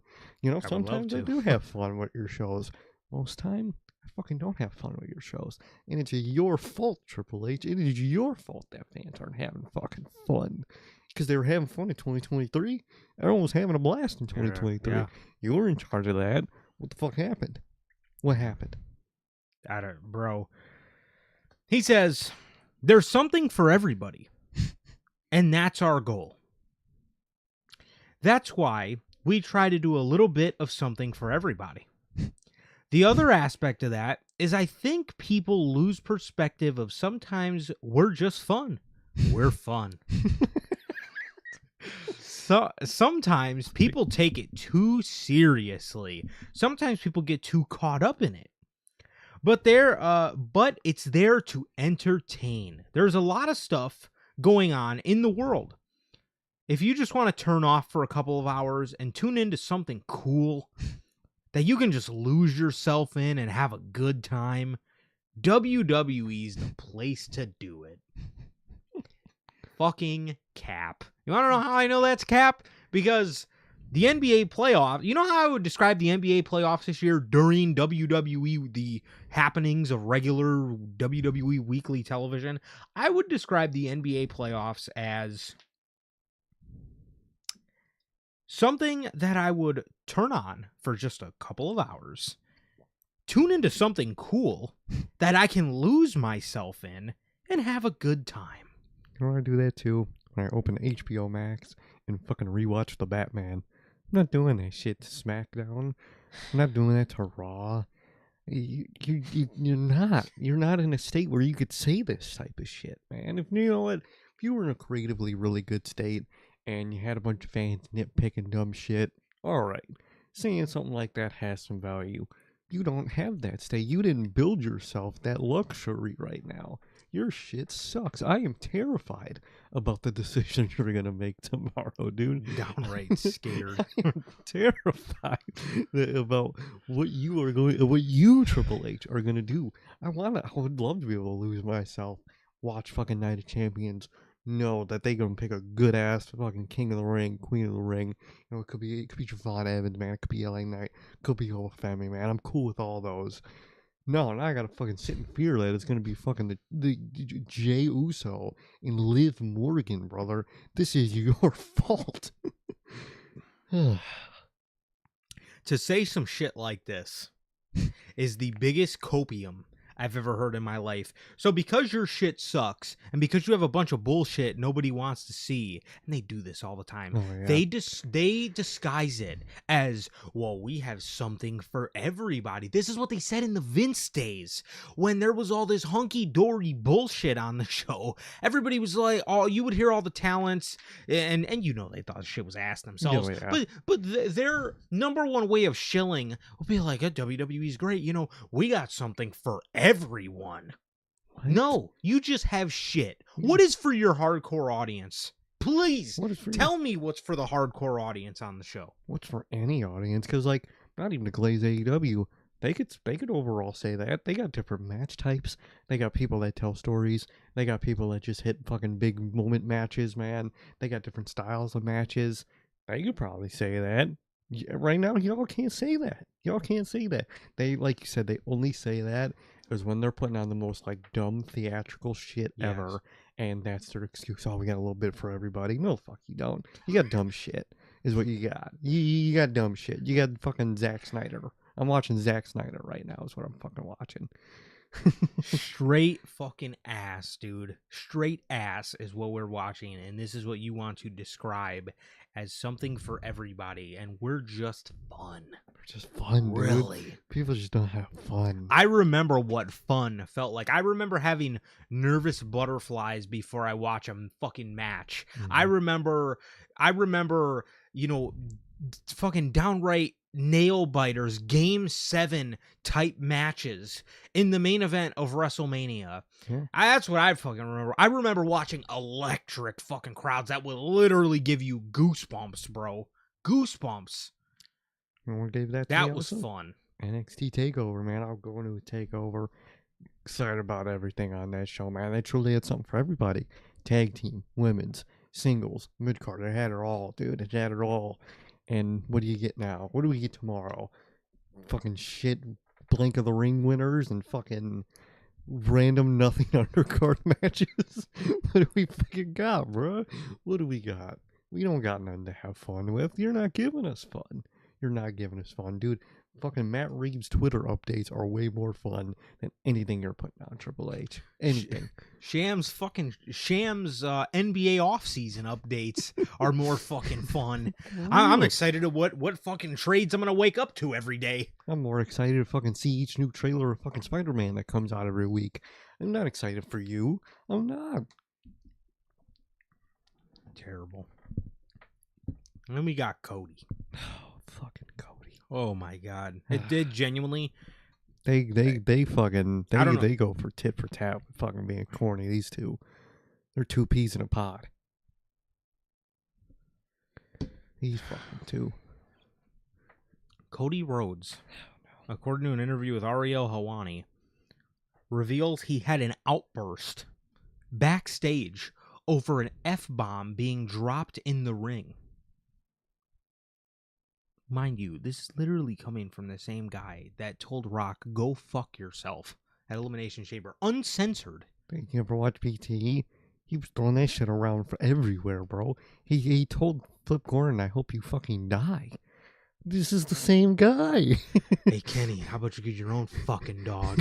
Like, dude, he was the bro. funniest dude ever. That ref was trying to fuck on me. Oh, that was Ted Jr. Well, I mean, he still, he told the story. Like, bro, do you not watch BTE? All the haunted possessions? That's a whole rabbit hole to go down with that fucking fake-ass motherfucker. Hollywood ass. I had a bit of an outburst backstage. This dude is so performative, bro. I had a bit of an outburst backstage, which shockingly didn't get reported because it seems like everything gets reported. When I say outburst, it's just me like muttering some curse words on the Christmas Story and yelling and knocking over some water bottles, a la Sami Zayn. Fucking child. Nothing too intense, but I remember getting to my bus and thinking, yeah, you outgrew that. I don't need to be having temper tantrums anymore. I need to be helping provide solutions. What are you, the fucking Geek Squad? What are you, corporate of a company, bro? Like, it's probably such a non-factor. I think it was an F-bomb being dropped in the ring because I'm genuinely a goody two-shoes. Whether people believe it or not, there's no room for those on our shows. And mind you guys, the F-bomb he's talking about was one from Pat McAfee during the WrestleMania build. It's probably a non-factor. I think it was an F-bomb being dropped in the ring because I'm genuinely a goody two-shoes. Whether people believe it or not, there's no room for those on our shows because we can get blacked out. Not only do you think you're saying something cool, but they black out the feed in the States, so now you're missing the show. We have kiddos in the crowd. Their first experience with the F word does not need to come at a WWE show. Yo, what is this dude? Whose name is this, bro? What? I'm sure. Dude, I would hate him for my child. I would hate to have to be... If I was a parent and I had to be around him as a parent with my... Oh, I would hate his guts, dude. He's one of those parents, man. Oh, man. You fucking dramatic fucking dork, dude. Oh, man. Bro, they don't need their first curse. That's the fucking best place to hear their fucking first curse word, bro. That's the whole point. Mind you, you're mad that it was dropped in the ring, yet a year prior to this, you gave an F-bomb yourself. Yeah. And then you're complaining, oh, they black out the show. Yeah, for like a second. And It literally goes black and then comes back, and then they mute it. And guess what? They fucking do that for anything. They do that when the audience chants. How performative and fucking corny this dude is genuinely one of the reasons I cannot fucking stand Cody Rhodes in today's atmosphere, bro. It is so bad. The amount of good guy he just loves to play. He loves to fucking play. It is terrible. It is actually fucking terrible, man. Such a try hard, bro. You have kiddos in the crowd, and their first experience with the F word doesn't need to come at a WWE show. Let me fucking tell you, brother. Damn near every one of those kids has heard their parents, their older brothers, their uncles, their aunts, their grandparents say fuck before. So, like, brother, you're not saying crazy shit out there. You know what I mean? You're not saying some cancel wars out in the ring. You're saying fuck. You said fuck. You used to say that shit like crazy. And now all of a sudden you're fucking mad because kids in the crowd can hear it? What are you, bro? Like, who is this dude, and like, bro? he talks about it like WWE has to blur that out. You don't even have to blur. You're on Netflix now. You're on your own thing. You don't even have. You're not on network television anymore. You don't actually have to bleep that out. You really don't. They just do it because they want to be child friendly. It's so stupid. It's so performative, bro. If a Marvel movie has said the word fuck, anybody can say the word fuck, bro. Who cares? Guardians of the Galaxy, they said it in there. You gonna go complain to Marvel that they fucking say your kid heard fuck because they watch Guardians of the Galaxy? Come on, bro. Grow up. He's so performative, man. I can't stand Cody. You bro. had an outburst over that? You were mad because of that when you did that a year prior? Bro, man.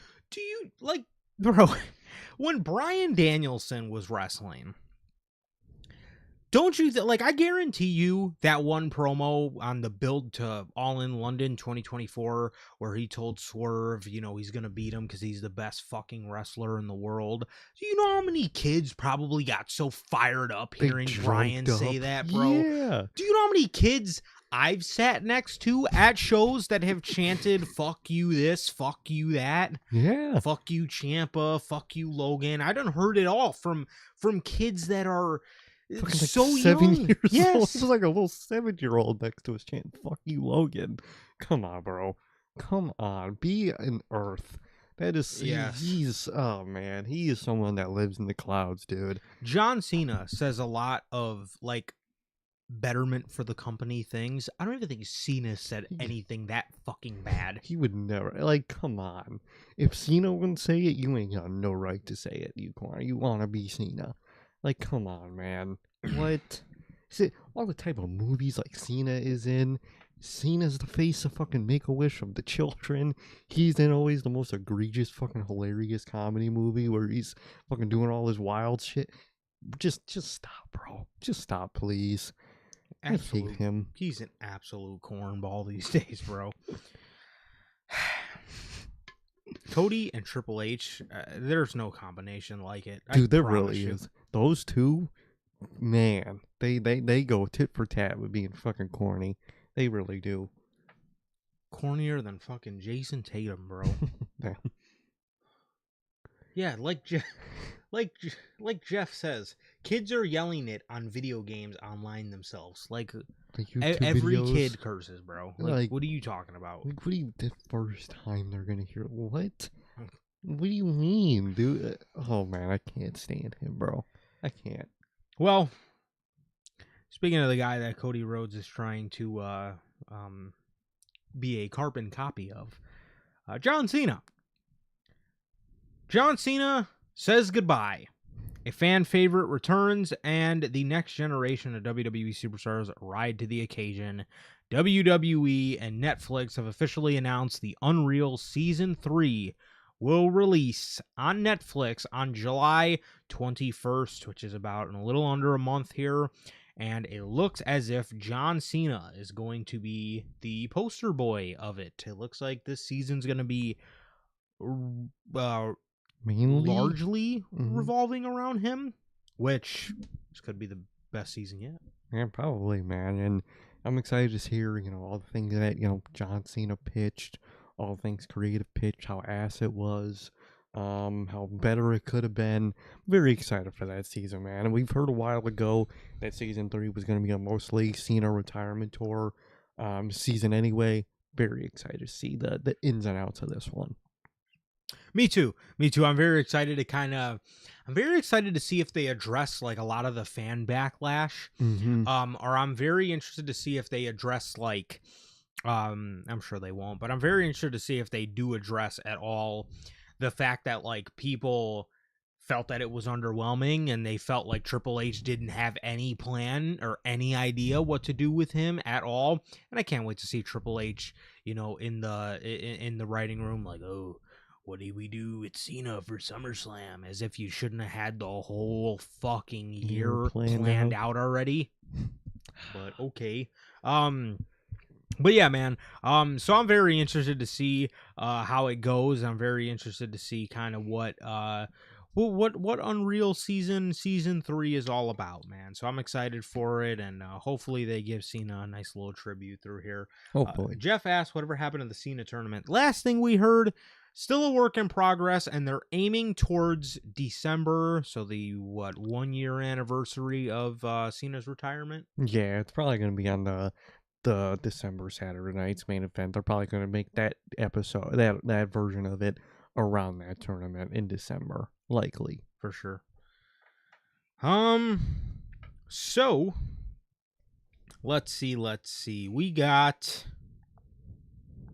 WrestleMania 43. According to WrestleVotes, there has been WWE locker room speculation that the Go Home edition of Raw ahead of WrestleMania 43 could emanate from the O2 Arena in London. This would be the first Go Home episode of Raw to take place outside of North America. Are we really having conversations about a Go Home WrestleMania Raw before we're having conversations about, I don't know, WrestleMania in London? Now, obviously, that year's booked up, but, like, geez. I mean, it's a cool idea, but, like, can we get our fucking London Mania already? Get our London Mania already, bro. Even if it's fucking 48, just announce it, bro. Just give us the confirmation it's happening. I think that's all people want at this point, man. Think so? Yeah, they're gonna probably be, there for the Go Home show. It's cool. I would like an actual Mania there, but who knows when that's gonna happen. They got a whole backlog of places they gotta fucking go now.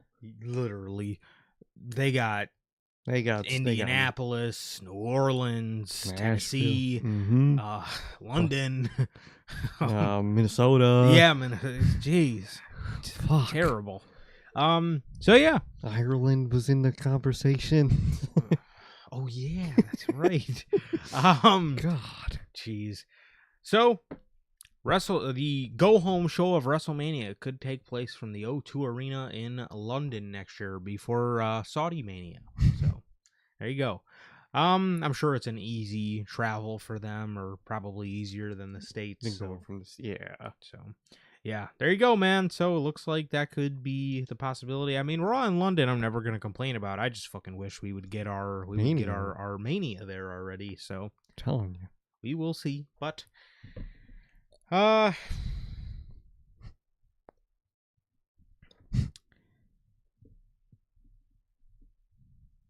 CM Punk.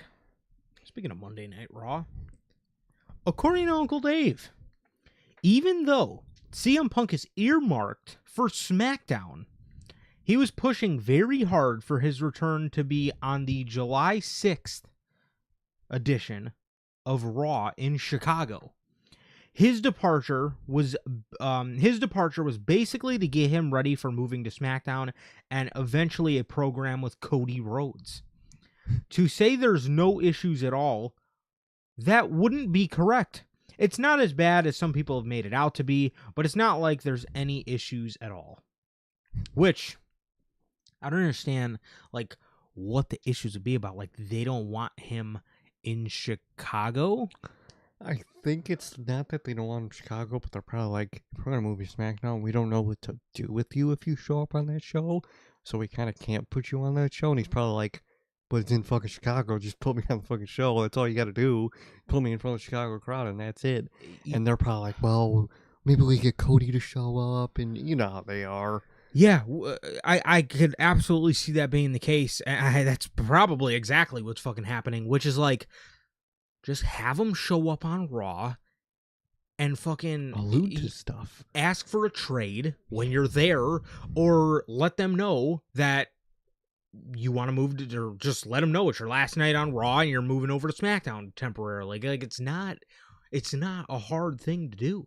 Again, if you wanted to really make it make sense, even though there's really no brand split, you could just show up on Raw and have the sole purpose of Punk trying to find Adam Pearce so he can ask him for a fucking trade to SmackDown. Yeah, exactly. Have the whole episode searching for Adam Pearce for something he's got to ask Adam Pearce, or maybe have him just do a normal CM Punk promo. Maybe he just alludes to fucking Cody Rhodes or something. My biggest concern about all this is their only plan that they have in place is Cody Rhodes, which is obviously for WrestleMania. What in the absolute fuck are you going to do until you get to at least Money in the Bank? At least Money in the Bank. Then you got the briefcase, which is still stupid, but it's what they're going to fucking do. What do you fucking do? What are you guys doing? You don't have anything? Like, you don't be like, oh, we can maybe put them against Sammy. They got history. We can maybe put on Gunther. They got history. They might want to run it back. We could do a bunch of stuff, man. I don't know. I just know we're doing Cody. Dog, that's like fucking 6-7 months away. Like, it's so frustrating because, like, how do you have no plans for CM Punk to just make appearances, interact with people? That's all you kind of need to do. Literally, it's so easy for CM Punk. Have him show up, interact with motherfuckers, call it a day. Have him have a match with fucking Finn Balor again. Have him have a fucking match with fucking Ricky Saints. Boom. That's a fucking episode of SmackDown right there, bro. It's the easiest shit ever, man. I don't know why it's rocket science to creative, man. I'm sure he's a little annoyed. I think that's kind of where the frustration is. I'm sure he's kind of fucking annoyed that they don't really have the smarts to, like, actually have a plan for him. But he'll come back and, it'll literally be just constant Cody Rhodes references until Money in the Bank. I feel like it's going to be miserable on SmackDown for Punk, dude. Yeah, I'm also interested to see if, like, those two act very buddy-buddy. I'm very interested to see if there's eventually gonna be some headbutting, because it's gonna be a chat off. It's gonna be a chat off. Both guys think they're the fucking man, and I think I'm very interested to see how quick, and even if there's a lot of headbutting with those two. And, like, the company, like, loves Cody Rhodes. Like, obviously you could see it with Gunther. They loved Gunther. They're making him look like a schmuck for Cody. They love Punk. I wonder which one the company is gonna pick, man. I'm actually very curious to see who the company's gonna pick, man. Because honestly, you better be picking CM Punk logically. I'm sorry, you have to pick CM Punk, but like, I really wouldn't be shocked if they do Cody, bro. I wouldn't either. I really wouldn't be shocked. I feel like they trust Punk more as like a money maker, but I feel like they like Cody They just more. love Cody, bro. Yeah, and again, we're definitely no strangers to seeing them kind of, again, make people look like dumbasses for Cody. Mm-hmm. And I'm interested to see, kind of like you said, which one the company's kind of going to lean towards. But I don't know. Again, but as far as Punk showing up on Raw, yeah, he can still move to SmackDown. I don't see what the big deal is at all. Maybe if they were creative, it wouldn't be that hard to kind of like figure out. But like, even if you didn't want to do the thing where Punk asks for a trade on the episode and gets it granted or whatever the case may be, why don't you just have Cody Rhodes show up and confront CM Punk and say, look, I confronted you the night after WrestleMania and you showed up and you return on Monday Night Raw. Like, you don't... You're dodging me? What you doing? Exactly. Have him, you throw know... a little jab. Something, and then have Punk fucking start showing up on SmackDown. Like, it's not hard to do. Really not, bro. We just ran it off like 5 different ways you could have him show up on Raw. It's really not that difficult, bro. It's really not. Like, Triple H is always saying like how hard your job is. Like, gravely, it's not that hard. I'm sorry, it's not. It's really not. Not at all, bro. So that is the news with CM Punk. And then we have, according to Fightful, WWE's current plan is to sign Zilla Fatu, but there is a possibility that he has already been signed. This one's, I mean, we knew it was only a matter of time. Everybody kind of knew Zilla was on his way. But where are we gonna put him? Please put him in NXT. Please don't like have him.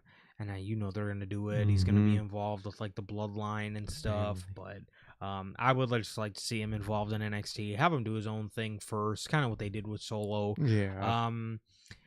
Definitely a little worried. He's just gonna be another Samoan. They're not gonna know what to do with because like other than like involving them with Roman Reigns, like history has shown us they don't really know what to do with like a lot of these like family people. They Jacob, I think, is the one that has like the most upside, and obviously he's with Roman, but obviously that's not going to be a permanent thing.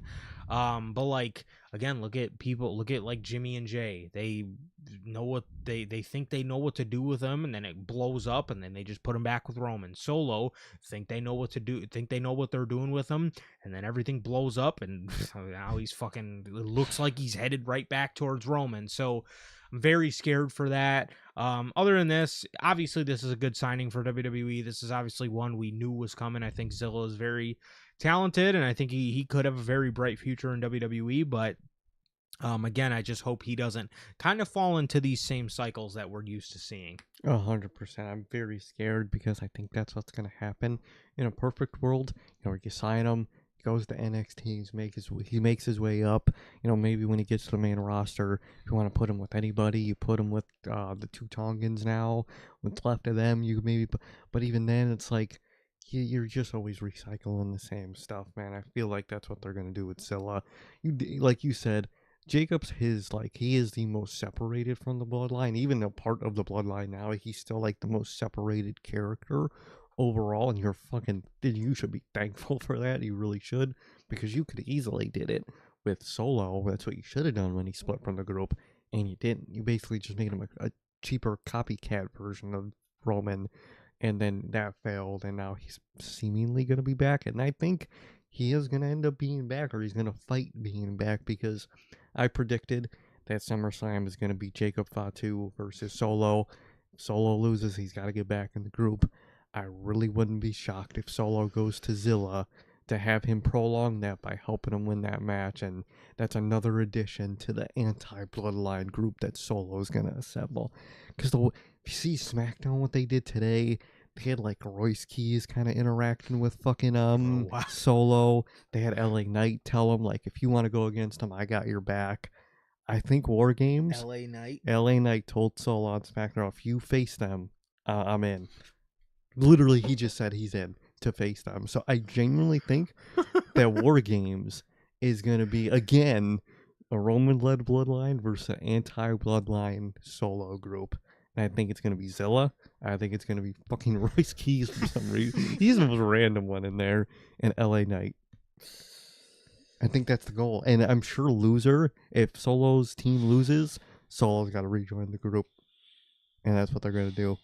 Either way, Zilla's going to be 100% involved in the circle somehow. Whether he's helping Jay, helping Solo in time being, or even helping the plot, he's going to be trapped in the circle too, man. If I was him, genuinely, I'd avoid this company for another year or two, then come back when hopefully shit dies down again. But who knows? Who knows if they'll watch you then? Because that's kind of all they want with family members, is to be involved on TV with them. So hopefully, I wish the best for him. I actually, from what I've seen from Zilla, I do like him. I haven't seen much, but every time I do, he seems like a cool guy. Mm-hmm. Seems like he's got a cool look, a cool promo, whatever. But I really hope he doesn't get trapped in this vortex, because he is going to be trapped in this vortex. I'm very scared for that myself, man. And again, I just really hope we don't kind of see him go down these cycles. And my God, I did not know that about LA Knight and Solo Sikoa. It was an in-ring promo too. That is downright hilarious, bro. That is actually downright hilarious. Again, and again, in the beginning of this, I wanted to give them the benefit of the doubt, because this is how it always is with the Bloodline story. There's so many better ways you can take it. But again, what history has shown us is that they never go that way, and they, like Jeff says, they just opt to go for the route of the rerun. They opt to go with things they've already done before.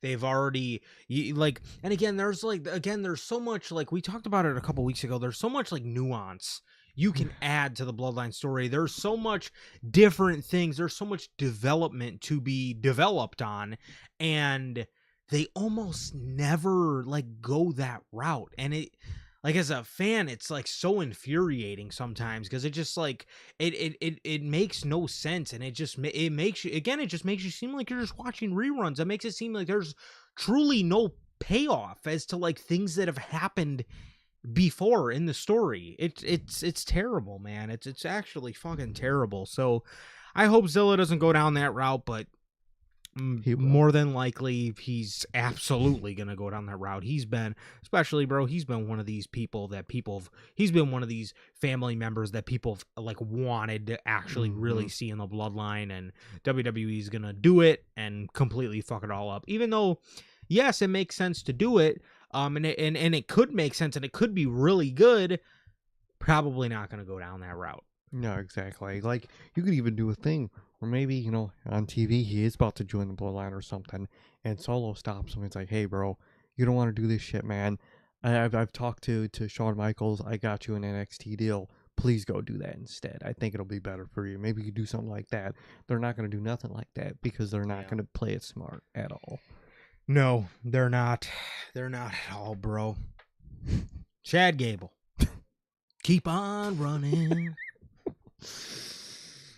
I don't know if you guys have ever seen the Power Ranger movie, bro. The OG Power Rangers from the 90s, bro. The Mighty Morphin Power Rangers, the movie. You know that song in the beginning of the fucking movie where they're all jumping out of the... You know what I'm talking about? The song where they're jumping out of the fucking plane with the parachutes. Keep on rocking.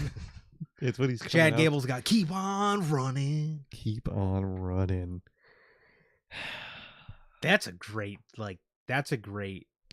chant, especially that offers a great perspective on creative. Keep on fucking running. Keep running. I'd be fucking running back to the fucking Mexico border if I was him. Yeah, I'd be like, bro, please take me back. Can I just be Chad Gable I'll over just here? be Chad Gable. I'll do anything, bro.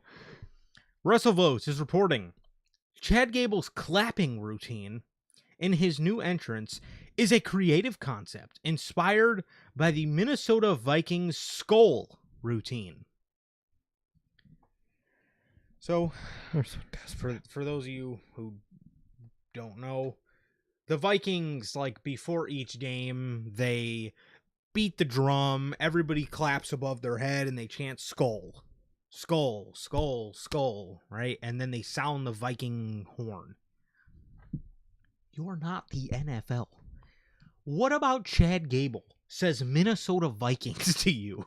Like, yeah, he's from Minnesota. Great. Why?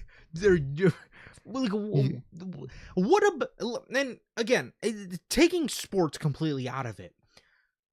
Genuinely look. Everybody, genuinely look at that. Look at what Chad Gable does, and say to yourself, does that fucking fit Chad Gable at all? No, it doesn't. Like, this shit has to come naturally.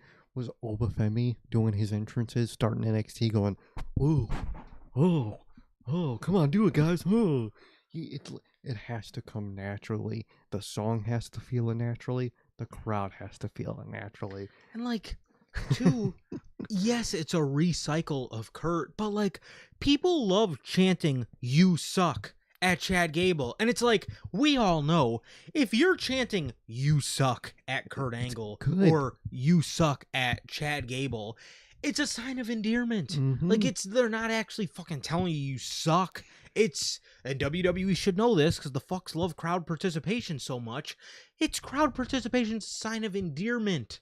It's a sign of, hey, we fuck with you. Maybe if you actually gave them a catchy theme song, people would catch on and fucking sing along, do a part of it, do whatever. You can't force that shit, bro. You can't. You look so desperate. Bro, I swear to God, if I'm Chad Gable and I got all this momentum and these dorks in creative walk up to me and fucking give me a fucking AirPod and I listen to that shit and they go, all right, then you're gonna do this and the crowd's gonna do it too. No, I'm not doing that. I'm being one of those difficult to work with people. I'm telling you, no. I'm not doing that shit. That shit's stupid. It's desperate, and you people are sad. And let's like actually think about like why WWE's doing this. It's because they love everybody with a fucking catchphrase. Why does everybody have to have a catchphrase and something that is just forced into the entrance to chant, to sing along, and let's look at the other reason. They're going to be in US Bank Stadium and they want people to clap like they do before Vikings games. So they could say, like the Vikings, we're like them. Dude, nobody fucking cares. People want to see Chad Gable. If people in fucking Minnesota want to clap above their heads and chant, they would just wait a couple months and go to a Vikings game in the fall, and they can do the skull routine before the fake ass demon JJ McCarthy comes out on the field, bro. Oh, come on, bro. Like, no, like, oh my God, dude. They're like, so it's so fucking desperate, bro. Again, if people want to clap above their heads, and clap their hands above their fucking head and chant in Minnesota, then they would just go to a Viking game. We don't need to fucking clap above our heads while we're chanting, "Keep on running, Gable." Keep on running. What about "Keep on running" has anything to do with Chad Gable, bro? Is he a Power Ranger? Dead ass, bro. He's not a Power Ranger. He's not a dork. He's Chad fucking Gable. And literally, they want to do that because they want to do the clap. They want the fans to do it. So they'd be like, oh, like the Minnesota Vikings. Speaking of, look who's in the crowd. The 4 players from the Minnesota Vikings are in the crowd here at Raw, at SummerSlam. I don't give a fuck, dude. No one gives a fuck. The actual celebrity in the crowd themselves doesn't give a fuck. Stop it. You guys are so desperate. It's sad. It's genuinely sad. Like, my God, man. It's so sad to just see this, to see these desperate attempts. Keep on running. Are you kidding me? Brother, what the fuck? Keep on running. Keep on running. They do got Kyler Murray now, but we all know Kyler Murray isn't my QB1 for Minnesota. My QB1 for Minnesota is always going to be the real demon himself, the toughest guy in the NFL, JJ McCarthy. Come on, bro. Best part is he'll probably be in the crowd for SummerSlam. You know, that'll make my day, dude. They're going to paint that fake demon and it's going to be hilarious. They should put fake demon Fake on the demon. plate, on the little nameplate. No, he's my QB1, bro. He will always be my QB1, bro. He's a real ass demon. There you go. Terrible. I feel so bad for Chad Gable, dude. Just give him the Kurt Angle stick. Please, like everybody loves that for Chad because everybody fucking sees Kurt Angle in this dude. Come on, bro. Embrace it, dude. Embrace it. And last but not least for the news, certainly not least, the SmackDown Tag Team Division. What division? WRKD Wrestling is reporting that there's growing frustration backstage within WWE over the lack of variety and competitiveness in the SmackDown tag title scene. The current champions, Damian Priest and R-Truth, are said to be beloved backstage despite the building frustration at the booking of the division. I'm going to tell you right now, the start of the problems with the division start with the beloved Damian Priest and R-Truth. Like, I'm sorry, I get they're both very liked backstage. That's the problem with your tag team division, because look at where you were a year ago when you had the Street Profits, DIY, the Wyatt Six, the MFTs, the Motor City Machine Guns, Fraxium on this brand. And this is where we are a year later, where Damian Priest and R-Truth in, we are Damian Priest burying fucking Fraxium, squashing Fraxium in. We are those the only two teams in the division? Who's left? Tall and Small Tongan? I mean, who's left? What's left? Who? Yeah. Like, You lost DIY. You lost fucking Motor City Machine Guns, A New Day. You lost everybody. Wyatt Six, all gone. You fucked it all up. Absolutely terrible. And like and I said this the other week when we were talking about the story of, it was maybe a month ago at this point, where the story came out that, Triple H wants to rebuild the tag division or whatever. And it's like, now you decide like, oh, I'm going to do something about this. Like, now, really? Now we're talking about growing frustration in the tag division? What about when you were treating the Wyatt Six like shit? What about when Dexter and Joe Gacy never even really got a fucking chance to show their talents? What about that? What about Fraxium never getting a world title, or a tag title run ever in the company? Literally ever. And now they're getting buried when they're one of your only teams left that actually are a team. Your champions are R-Truth and Damian Priest in a tag team. That's your whole problem right there, man. That is your entire problem, is makeshift nothing tag teams like that being the champions, doing nothing. They're not fucking defending those titles every week. They're fucking... They have Damian Priest interacting with Finn Balor with Judgment Day slop all over again. Judgment Day reheated nachos because that's what they love to do, bro. Like, what are you doing, man? You're not rebuilding your tag division. You're saying you are. Same way Triple H is saying all these people are the future. You talk, and you talk, and you never do. You don't build up your tag division. You don't build the future. You don't book good shows. You make dumb decisions.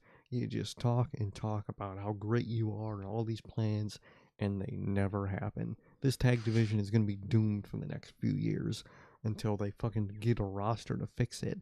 And it's going to take a while, dude. A while, because you don't have the people to save it. WWE and their fucking plans are like those friends that are always We're like, gonna do this bro, trip. we're going to go on this trip. We're going to go to this state. We're going to eat at this place. We're going to fucking go to this game. We're going to go to this event. And then when the events come up, they're like, oh, shit, man. Can't make it. Oh, man, I don't think I can make it. Every time. This is WWE. Oh, we plan to grow the tag division. We plan for prominence. We plan to end the fucking lack of variety and competitiveness in the division. And what do? Every week they trump along doing the same shit. It's never gonna fucking happen. It's never gonna happen. And again, everybody loves Wepa Up backstage. Really. Wepa Up is one of the fucking biggest problems. It's because you have a tag team like that are your tag team champions. Like that. Wepa Up. Brother. fucking terrible. And that's everything for the news. Yeah, WWE, yes. Unless a tag team gets over on their own, WWE could care less about the division. That's very, very true. They probably won't even care at that point. That's the worst part. Yeah, that also is very true as well. Even if you do get over on your own, it's like, again, Fraxium was over as fuck. Didn't give a fuck about it. Now they're dead. Now they're dead. Now they're completely dead, bro. And someone's going to come along. They're probably going to get popular. They're probably going to float around, lose most of their momentum, finally win the tag titles, and then WWE are like, what? I thought you guys liked them. And the funniest part of all this, there's frustration on SmackDown. Great. Yeah. What about Raw? Raw sucks too. What the fuck? What do you think about? You actually don't tell me you think that's good. You have the vision, a half of the vision. You had the dude, the fucking Street Profits running the same routine are your tag champs. Same right routine now. for the past like fucking 7-8 years, bro. Come are on. your tag champs again? You stuck when you're probably best tag team you have at this point with the War Raiders on AAA. They're AAA demons now. Yes. We don't see them on the main roster. You could fucking use them, but you're like, we're just not gonna use them, man. We're good, brother. Might as well just kept AOP and shit at this point. All those people you let go, you genuinely might as well just kept them, bro. Fucking Ivar's running around. He's got this like fucking badass new Viking look. Nobody's ever seen it on the main roster. He's got like a buzz with like a fucking like rat tail braids all on the back of his head. He looks fucking sick. He looks like a Viking. Nobody fucking would know. Yeah, rid of the fucking New Day. You got nobody. What are we doing? And that's the news for the tag division and the growing frustration that Triple H plans to put it into, or lack thereof. Literally. So now this moves us on to predictions. Starting off, we got Night of Champions predictions. So again, Night of Champions, we will be live. The show airs at 12 o'clock Central. So we should be live again around 3 or 3:30, assuming assuming the show ends at the normal time that they end. So we will be live tomorrow afternoon for the review, for the post-show review for this show. Starting off, for the women's U.S. title, we have Jade Cargill versus Tiffany Stratton. Brother. You know, if you say anything about Jade, man, she got the women's U.S. title first time ever on pay-per-view in its 2 years of existence. That's a terrible stat. That's an egregious stat. All for fucking Jade Cargill to get the one to have the first women's U.S. title match on pay-per-view. It's probably going to be a stinker.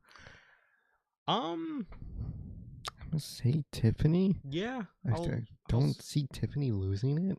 Yeah, I'll say Tiffany as well. Maybe, unless they really don't plan to like put another world title on Jade for a while. Sort of like consolation prize, but I don't know. They've been doing stuff for like hasn't like the B-Fabs been pissed at her or something, or I feel like something's gonna happen where Jade doesn't get it or something. I mean, at the fault of the B-Fabs, or they're gonna fucking kind of let her lose, or I feel like no matter what, Tiffany's gonna walk out. Yeah, I can see it. Seth Rollins versus Braun Breaker in a steel cage match. This is definitely going to keep the vision out. Oh, yeah. We're definitely probably not going to see the return of Bronson Reed in this setting where people definitely don't get in the match because it's a cage match. Probably not, yeah. You think he's ready to come back? I think he was 6 months.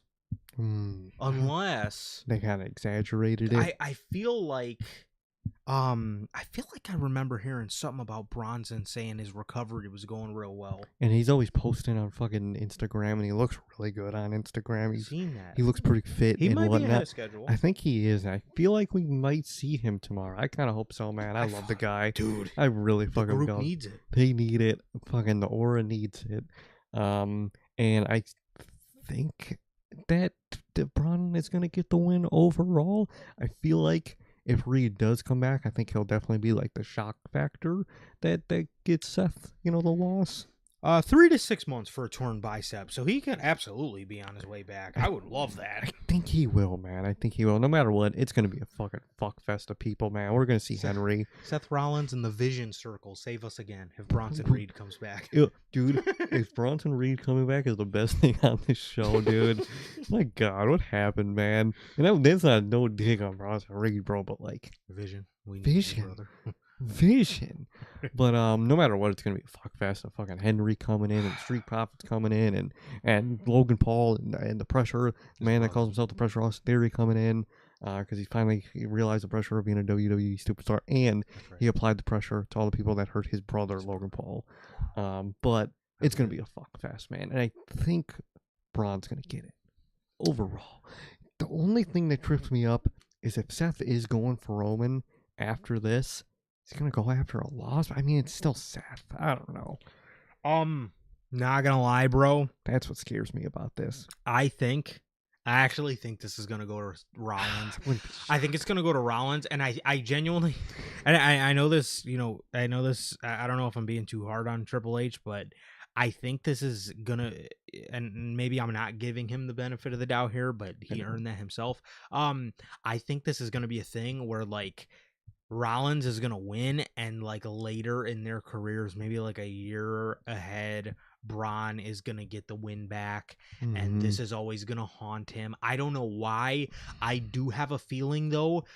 I genuinely have a feeling, especially like if we see Jey Uso win King of the Ring or something like that, dude, I feel like Rollins could be on his way to like a Roman match. I could see that, dude. Unless either way, I have Rollins winning here though, because I feel like if they do the match at SummerSlam, that's where Braun would get the win. But I don't know. Something's just telling me, like, with Rollins just helping the Street Profits be successful and winning the tag belts, I feel like they're going to aid him into being successful and winning this match. Unless, best case scenario, Braun wins, but he's going to have to win via interference by Bronson Reed.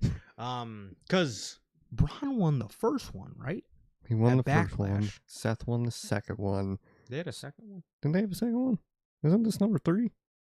I swear this is number 3. I swear Braun has one, Seth has one. I swear. Because didn't they have the big one on episode of Raw where Seth won? Right? Didn't they? On a main event episode? I think you're right. It was a main event match and Seth won. Yeah, it did. Yes. I don't know. It was in something. It was in... Because of the pressure. Because the pressure. The pressure came out there. Applied the pressure on him. He applied the pressure.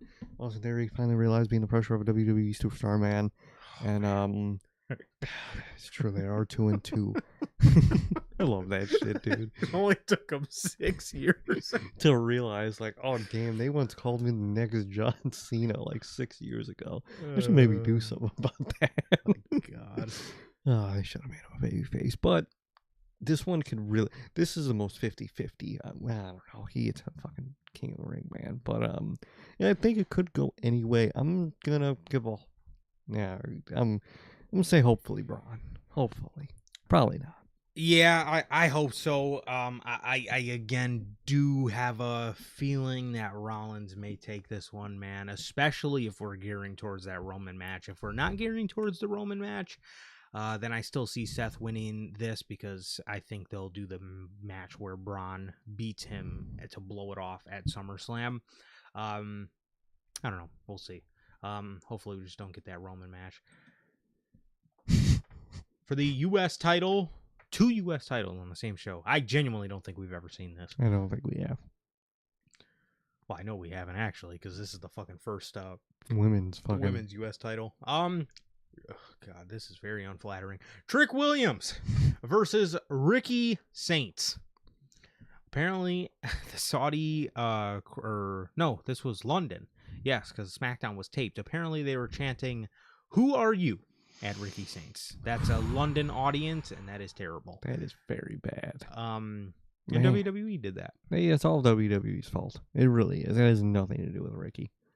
Yeah, he's amazing. That actually sucks to hear. And I'm sure this is going to be Trick.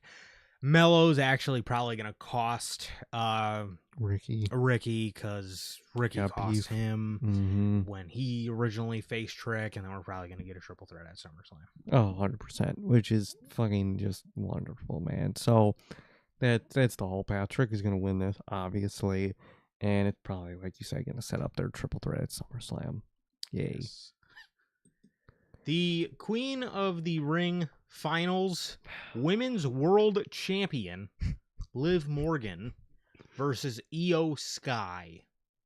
You know, guys, it's a big lose-lose situation. Because either way, Io wins. She could more than likely face Liv again. Or Liv wins and she faces Rhea again. Or Io wins and faces Rhea again.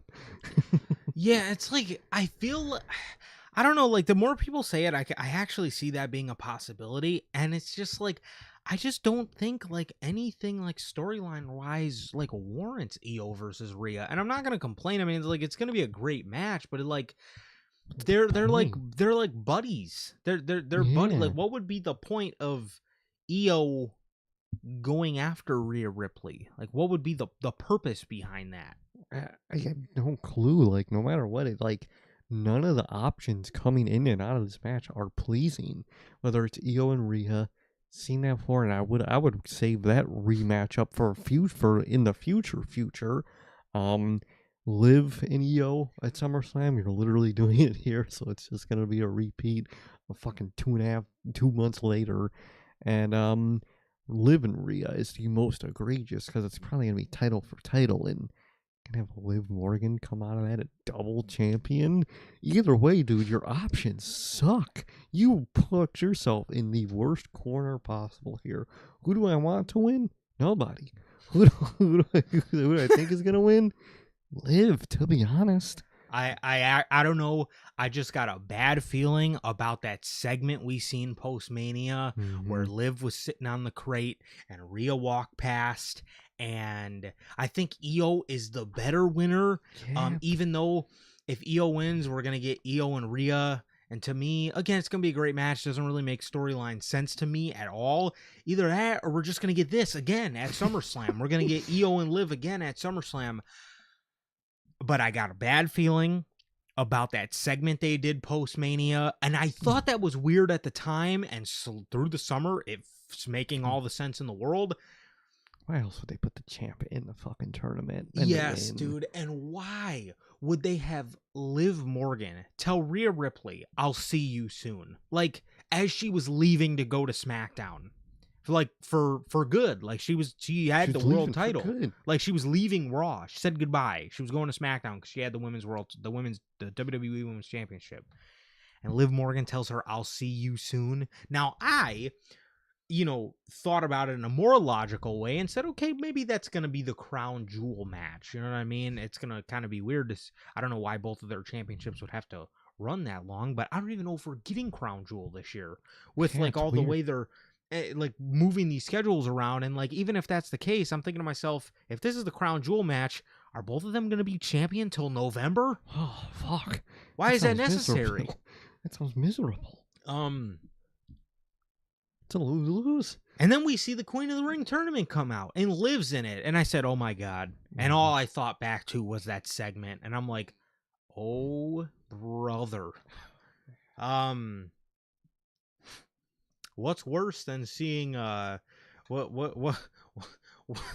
what's worse than seeing WWE put Io versus Rhea together for no fucking reason and it makes no sense? Throw her in the ring with Liv again. And again, makes no sense. And again, if I were to pick my poison, I would definitely choose Io. Yeah. I have a bad feeling that Liv Morgan's gonna get it, bro. I really, really do. Are you ready for the greatest double champion of all time? You ready for that, man? Greatest Royal Rumble winner and Queen of the Ring winner of all time. Now I'm gonna be the greatest doubles champ of all time. Liv Morgan is double, like what? Who do they think she is, dude, bro? She's not, like, they think she's Io Sky. Like what? They think she's Starlight Kid, bro. Yeah, come on, what they man. Think. No, golly. I don't know. They must think she's like modern day fucking Mercedes Moné belt collector or something. She really, they think so, man. But I think it's gonna be Liv, dude. I genuinely could see that actually. And then the scariest match on the night, the King of the Ring. Look Why at the him. fuck is this a graphic? We have Obafemi versus Jey Uso. Brother, I'm ready. I'm gonna predict Obafemi, bro. I'm so scared, but I'm gonna Ready. I'm gonna genuinely trust me, man. I'm buckled up. Mm-hmm. Bracing for impact. Yes, but like just the logic in me genuinely wants to believe, like, if you have Jey Uso beat Obafemi, like, come on, man, come on, bro. No, like, I'm going Oba. There's absolutely no fucking way you actually would think that's a good idea. That's the part of me that's like, And that's the part that, yes, makes me, like, because WWE does those things. and like, that's what Jeff says. Jeff mentions Brock, and like this whole build throughout this entire tournament, Yes. all they have Obafemi talk about is Brock this, Brock that. Brock, we're 1-1. We're 1-1. You got one. I got one. You're a coward. Man, best case scenario, Oba wins. He tells Brock, if you want one, I'm gonna do double duty. SummerSlam, I'm gonna face you, and I'm gonna go face Roman the next night. That's best case scenario. Triple H, I don't know if he's smart enough to do best case scenario. That would actually be fucking tough. That would be tough as hell. But again, that would be good. That would be tough. This is Triple H. He don't know what's good. He don't know what's tough. I'm gonna predict Jey Uso, man, and it's horrible. I know on no planet. I think we're getting Jay Cody. I wouldn't be shocked, bro. Holy fuck. That sounds like the worst SummerSlam match you could ever put on. But I wouldn't be shocked. I'm very hopeful. Mm-hmm. We get Jay Cody. Oh my God. And Jay wins.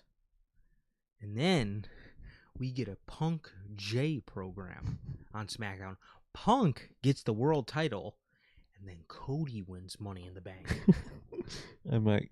I might go to Stamford and end it all in front of their building and make them clean my body up, because my God, holy hell! Either way, dude, I am terrified going into tomorrow, and I'm buckled in.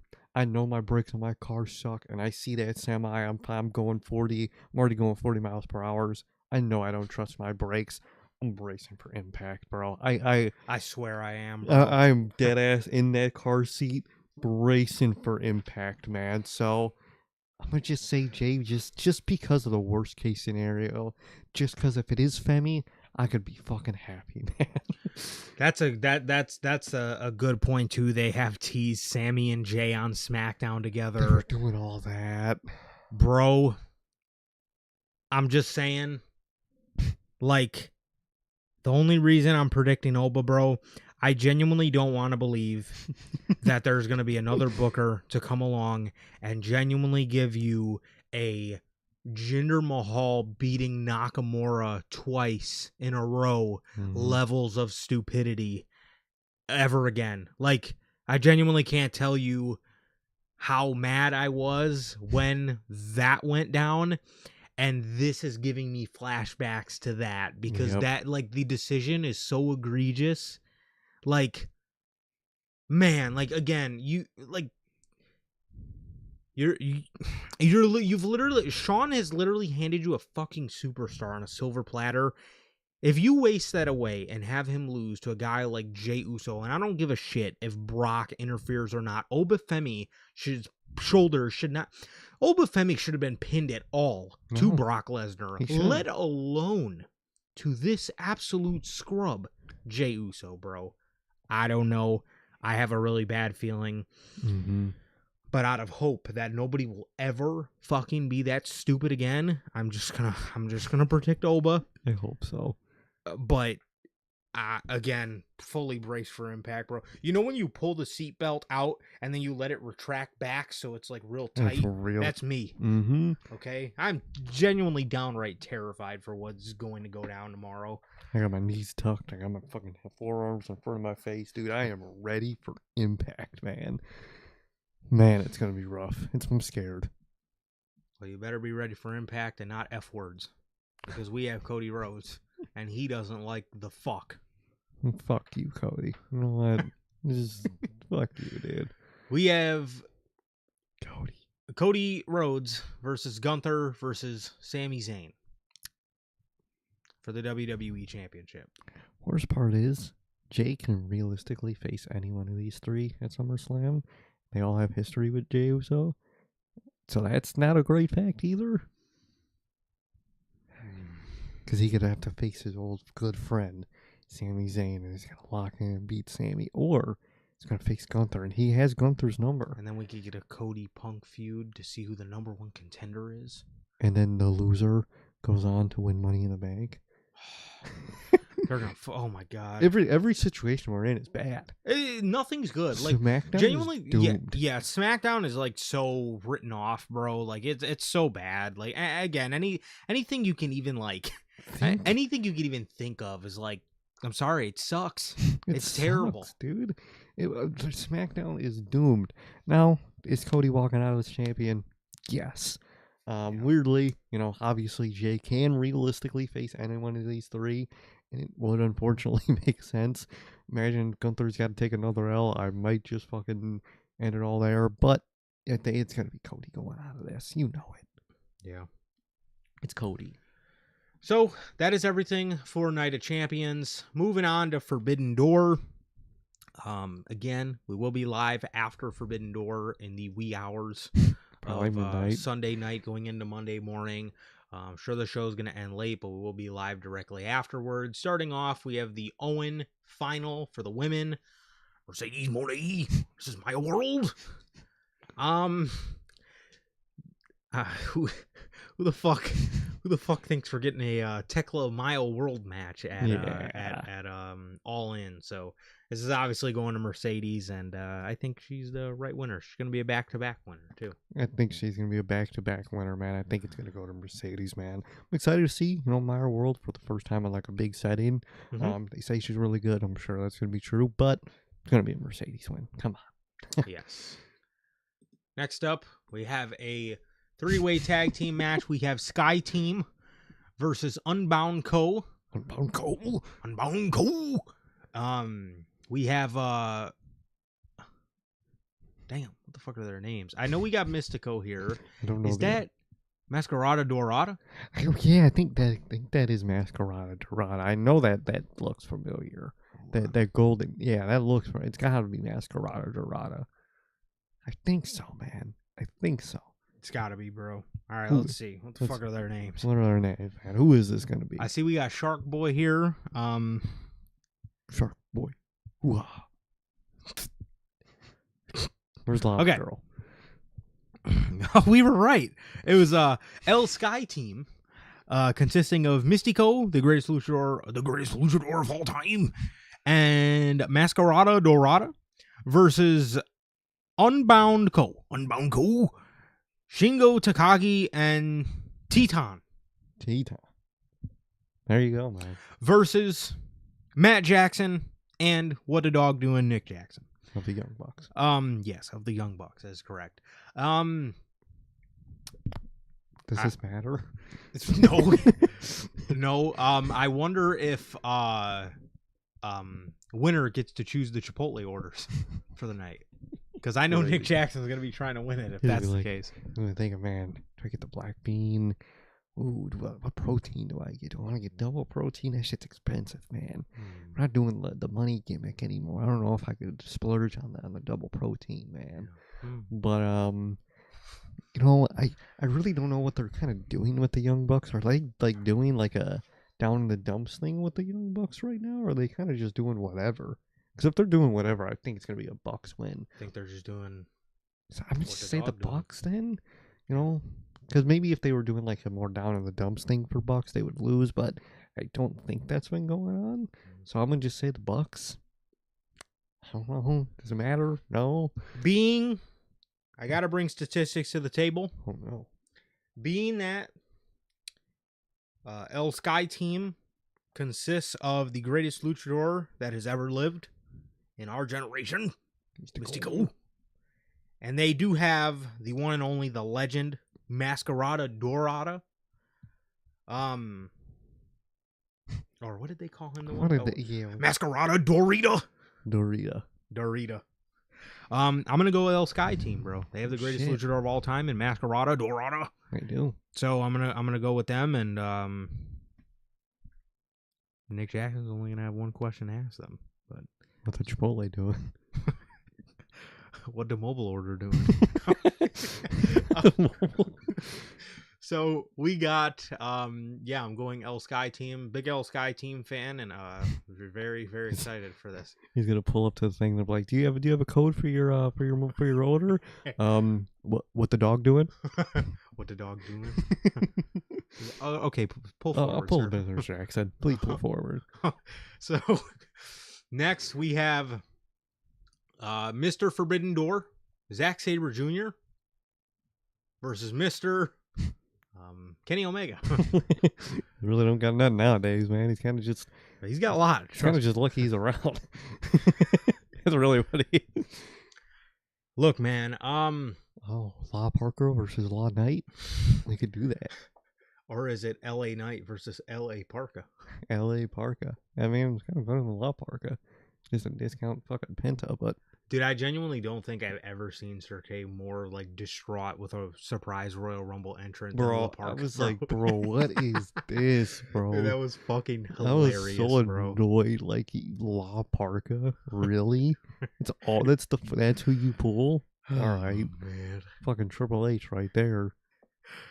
I think this one is gonna go to actually probably Omega, especially with the redemption coming up. I feel like Omega is probably gonna get the victory, and he's gonna celebrate it, really nicely, all the way to redemption, man. So he's gonna get his redemption. Really? Anybody he's gonna celebrate with? I can't. Nobody comes to mind. I think I have a name, but I'm not gonna say it, man. But either way, I do think Kenny's got this one. He's gonna be on the path to redemption. And after redemption, man. So I think it's going to start with a big win versus Mr. Forbidden Door. Yes, sir. Who needs a Mr. WrestleMania when you have Mr. Forbidden Door? What a pay-per-view. We then have, for the IWGP Global Heavyweight Championship, we have Shota Umino versus Pac. This is probably, I don't know why. This is probably going to be a fucking sleeper, like, banger. This is probably going to be fucking crazy. It's probably going to be match of the night. There's always the one on Forbidden Door, which is the most random shit ever that just fucking goes crazy. I want to say... Which one? Oh, my God. Because on this was it Shingo Takagi versus Kyle Fletcher last year? I think it was. I swear I didn't expect it to be that good. I know it was the dude that just signed with WWE. I want to say it was Shingo Takagi. I'm pretty sure that was him. But I just remember that match fucking slapping, bro. And I feel like this definitely has that energy. I think it does have that energy. What title is the global title? Is it called? Yes. Man, I missed their IC title. I missed their US title, bro. I'd have to get rid of those, man. They were so good, man. Especially that US title for them. I miss that shit, man. But this is kind of their equivalent, I guess, nowadays. Oh, Hiromu Takahashi. Okay, there it goes, versus Kyle Fletcher. That was the fucking guy. Yes, Hiromu and Fletcher. For some reason, I did swear I didn't expect anything from that match, and that was fucking one of the greatest matches in Forbidden Door history, I promise you. This is probably going to be a random-ass super banger. Who wins? I'm going to guess Shota is going to win. I'm sure he's just going to defend his title and move on. I'm guessing. Maybe Pac wins it, but yeah, I think probably best interest of New Japan is keeping their own guys with their championship for the time being. So. Absolutely. So yes, that is the news, or that is the match for the Global Heavyweight Championship, and also somebody from New Japan has to win something on this show. Got to defend a title at least. Yes. So we have for the AEW Tag Team Championships, we have the. This is pretty much like an honorary Forbidden Door match. We have the Bullet Club War Dogs Essentially. versus CNC. Okay. This one, you know, they love to make the dogs look like fucking assholes, man. So, you know, obviously the dogs are gonna lose this. I don't think anybody expected them to win anyways, but yes, it's gonna go to the dogs. Or I'm sorry, Cajun Cope. The dogs are gonna fucking lose again. Yeah, exactly. It's gonna go to Cage and Cope or Cope and Cage. It's gonna go to them, man. They're gonna bring their disposable cameras. He's gonna, Cope is gonna do something corny. He always does. And the dogs are gonna lose. This is probably the easiest match of the weekend to predict, man. Absolutely. If you're betting money on anything, you bet it on Adam Copeland. Yes, you absolutely do. Next, for the Continental Championship, we have Jon Moxley versus Bandito. Well, I don't fucking know. The Death Riders seem to be getting laid out every fucking week, so I would certainly hope Jon Moxley gets a victory back here, but we shall see. I'm predicting Mox. I think so, and I think it's probably for the best you give him this win. I would think. I saw a lot of fans do want Bandito, which, you know, I do love Bandito, but but you never know, man. You never know. But overall, I'm gonna go Mox. Just what I think. Same. Next, for the Women's Championship, we have Tekla. The AEW Women's Championship, we have Tekla versus Starlight Kid from Stardom, because Tekla is gonna burn everything Stardom to the ground. Okay. Tekla's obviously winning this match. Yeah, she's gonna defend her title, get her lick back on Stardom, and move on to AEW stuff. Yes. We have the finals to the men's, Owen. Swerve Strickland versus Will Ospreay. Well, talk about things that are easy to predict. Unfortunately, I think Swerve Strickland is probably going to have to take another loss upon his heel turn. It's not really been a very winning curve for Swerve Strickland, but no. I think we'll get there. I think we'll get there eventually. I think I gotta say, I think Tony Khan is putting him in these spots to continuously lose, because I think he trusts Swerve to, you know, be able to make these people look better and not lose any momentum in doing so. 100%. It's a mix of trust. I also feel like that's kind of like the point of the Starly heel turn, is to not really have it work out up until maybe All In or Redemption. I could see the tides turning for him. So I think it's very obvious, man. You talk about the differences and the possible winners for tournaments, man. And on one night, you have fucking Jey Uso, and the other night, you have two good options. Yes. So look at that. Look how hard it is to have two good options in the finals to your tournament, man. But it's gonna be a guaranteed Will Ospreay win, which is the path you should go down. If you can say anything about that Owen Hart Cup, especially since they've made the winner gets the world title shot, every single year, Tony Khan never fails to give you a final that is unpredictable. Even though this year is the most predictable, I think it's been. But still good. And two amazing options. The first year he ever did it was the year it was Bryan and Paige in the final. Bryan won. Everybody would have been fine with either of them. The other year, it were what was that? Last year, it was Swerve. Or I'm sorry, it was Ospreay and Hangman. Very unpredictable. Everybody would have been fine with both. Here, you have Swerve Strickland and Will Ospreay. Now, even though everybody kind of knows Ospreay is going to move on, still very good, very, very good options. And again, it's not, I guess, completely, you know, ridiculous to see a shock Swerve win, because Tony, we all know Tony loves Swerve. But, it wouldn't shock me. I don't think it's going to happen, but it would shock me, but it wouldn't bad shock me, which is what you want. Yeah. But again, we all kind of knew from the beginning this whole tournament was Will Ospreay's to lose, right? To win. This is yeah. This was Ospreay's tournament to win. And you know, this is all in London. They're going back to London this year. We all know this was his This tournament this year was literally made for him. So, oh yeah, this is definitely going to be an Ospreay win. So, the main event, the steel cage 6-man or 12-man. We have the conglomeration: Mark Briscoe, Roddy, Orange Cassidy, Kyle O'Fletcher.